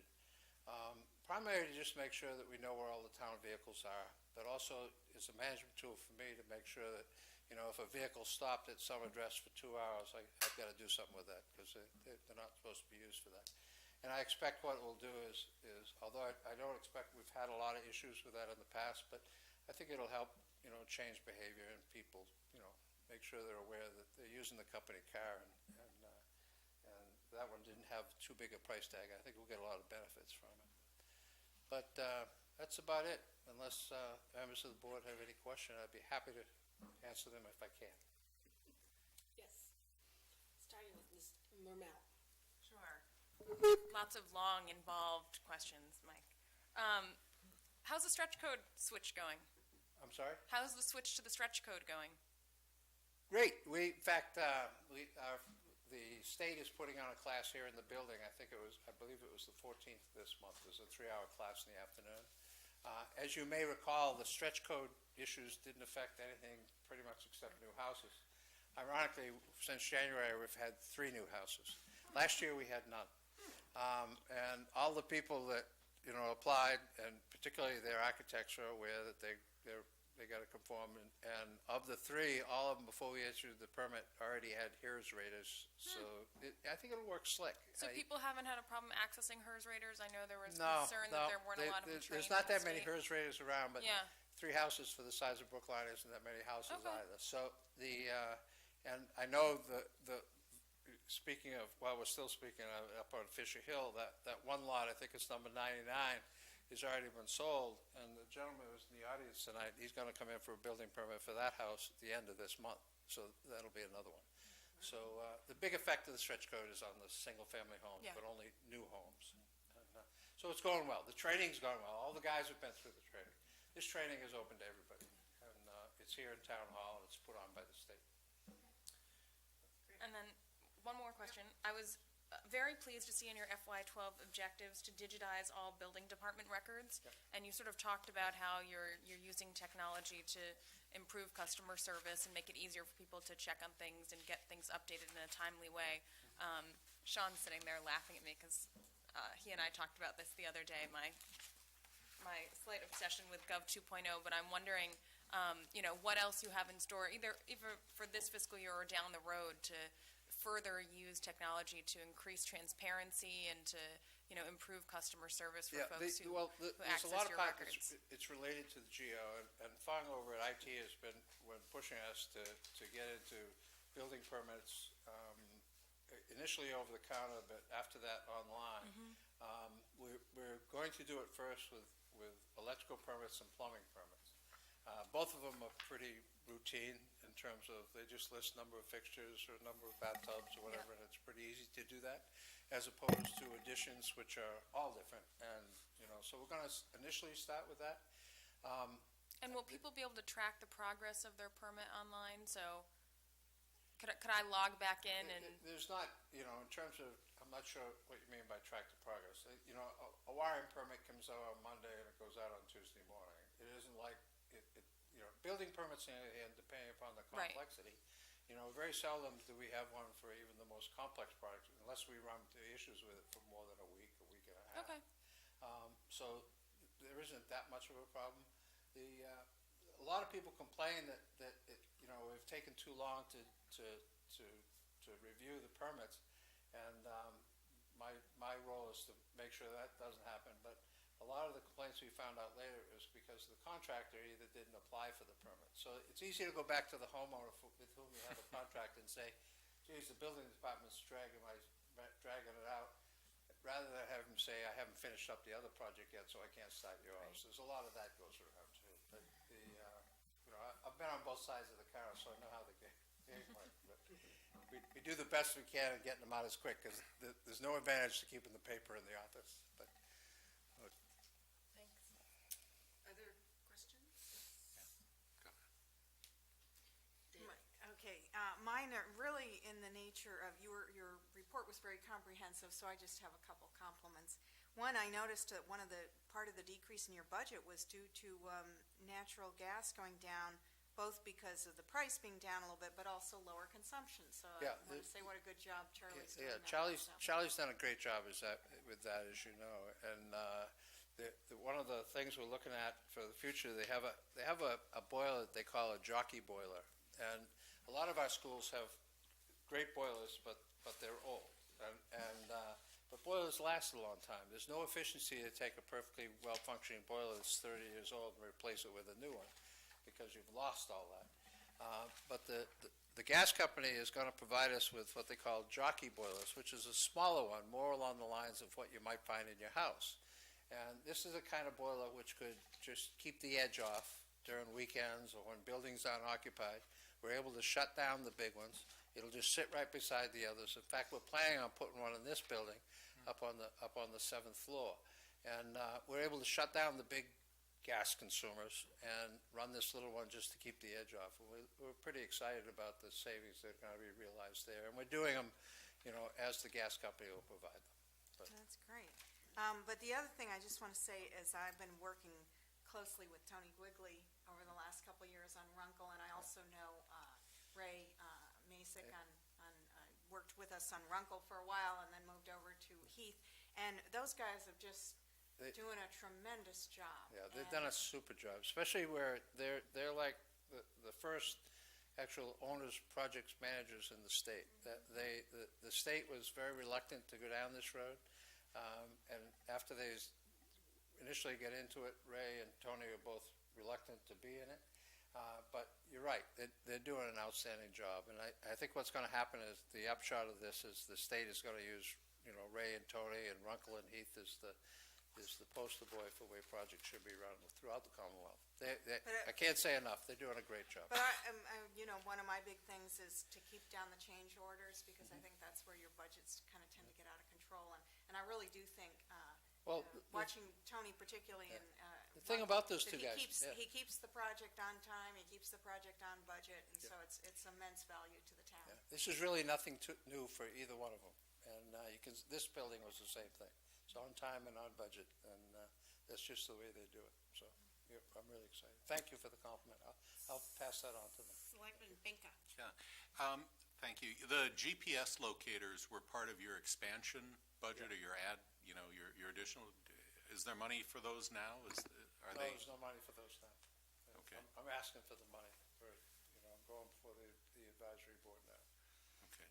What? But he's not going to consume any vehicle fuel, so. I'm not sure. Yeah, the reason I keep saying hi is that you all probably know that I wear hearing aids all the time. I left the house this morning, and I'm sure they're sitting on still the nightstand, and I'm really embarrassed because all day long I'm saying, but I'll do the best I can. Fair enough. Can we just talk very quickly about the expansion budget?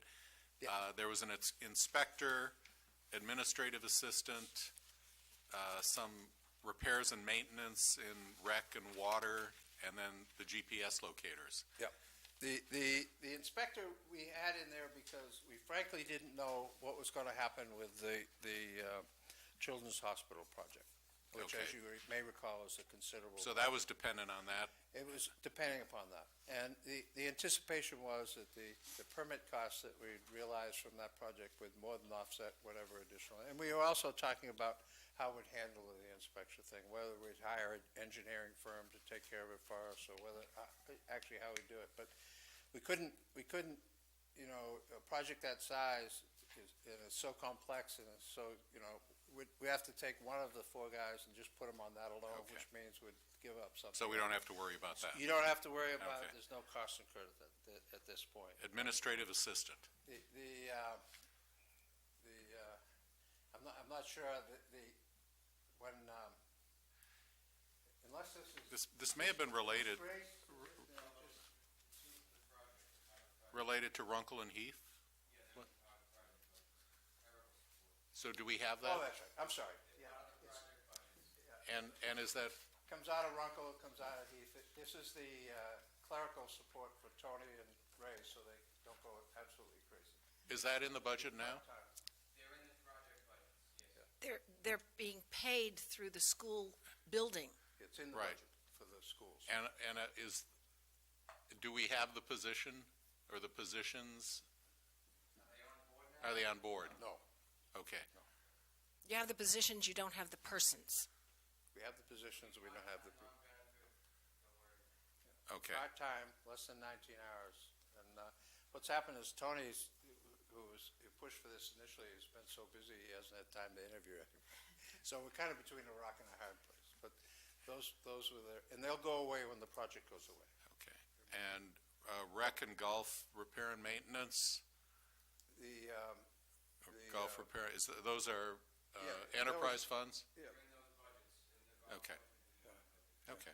So what we're looking at is the GPS locators. Yeah, it's not All right. exactly. All right.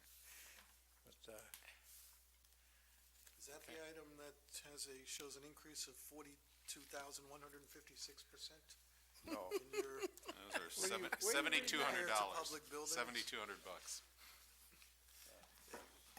What is that, Michael? In Oh, repairs to what page public you on, sir? buildings, we have a capital line item that goes from what page you on, sir? 59.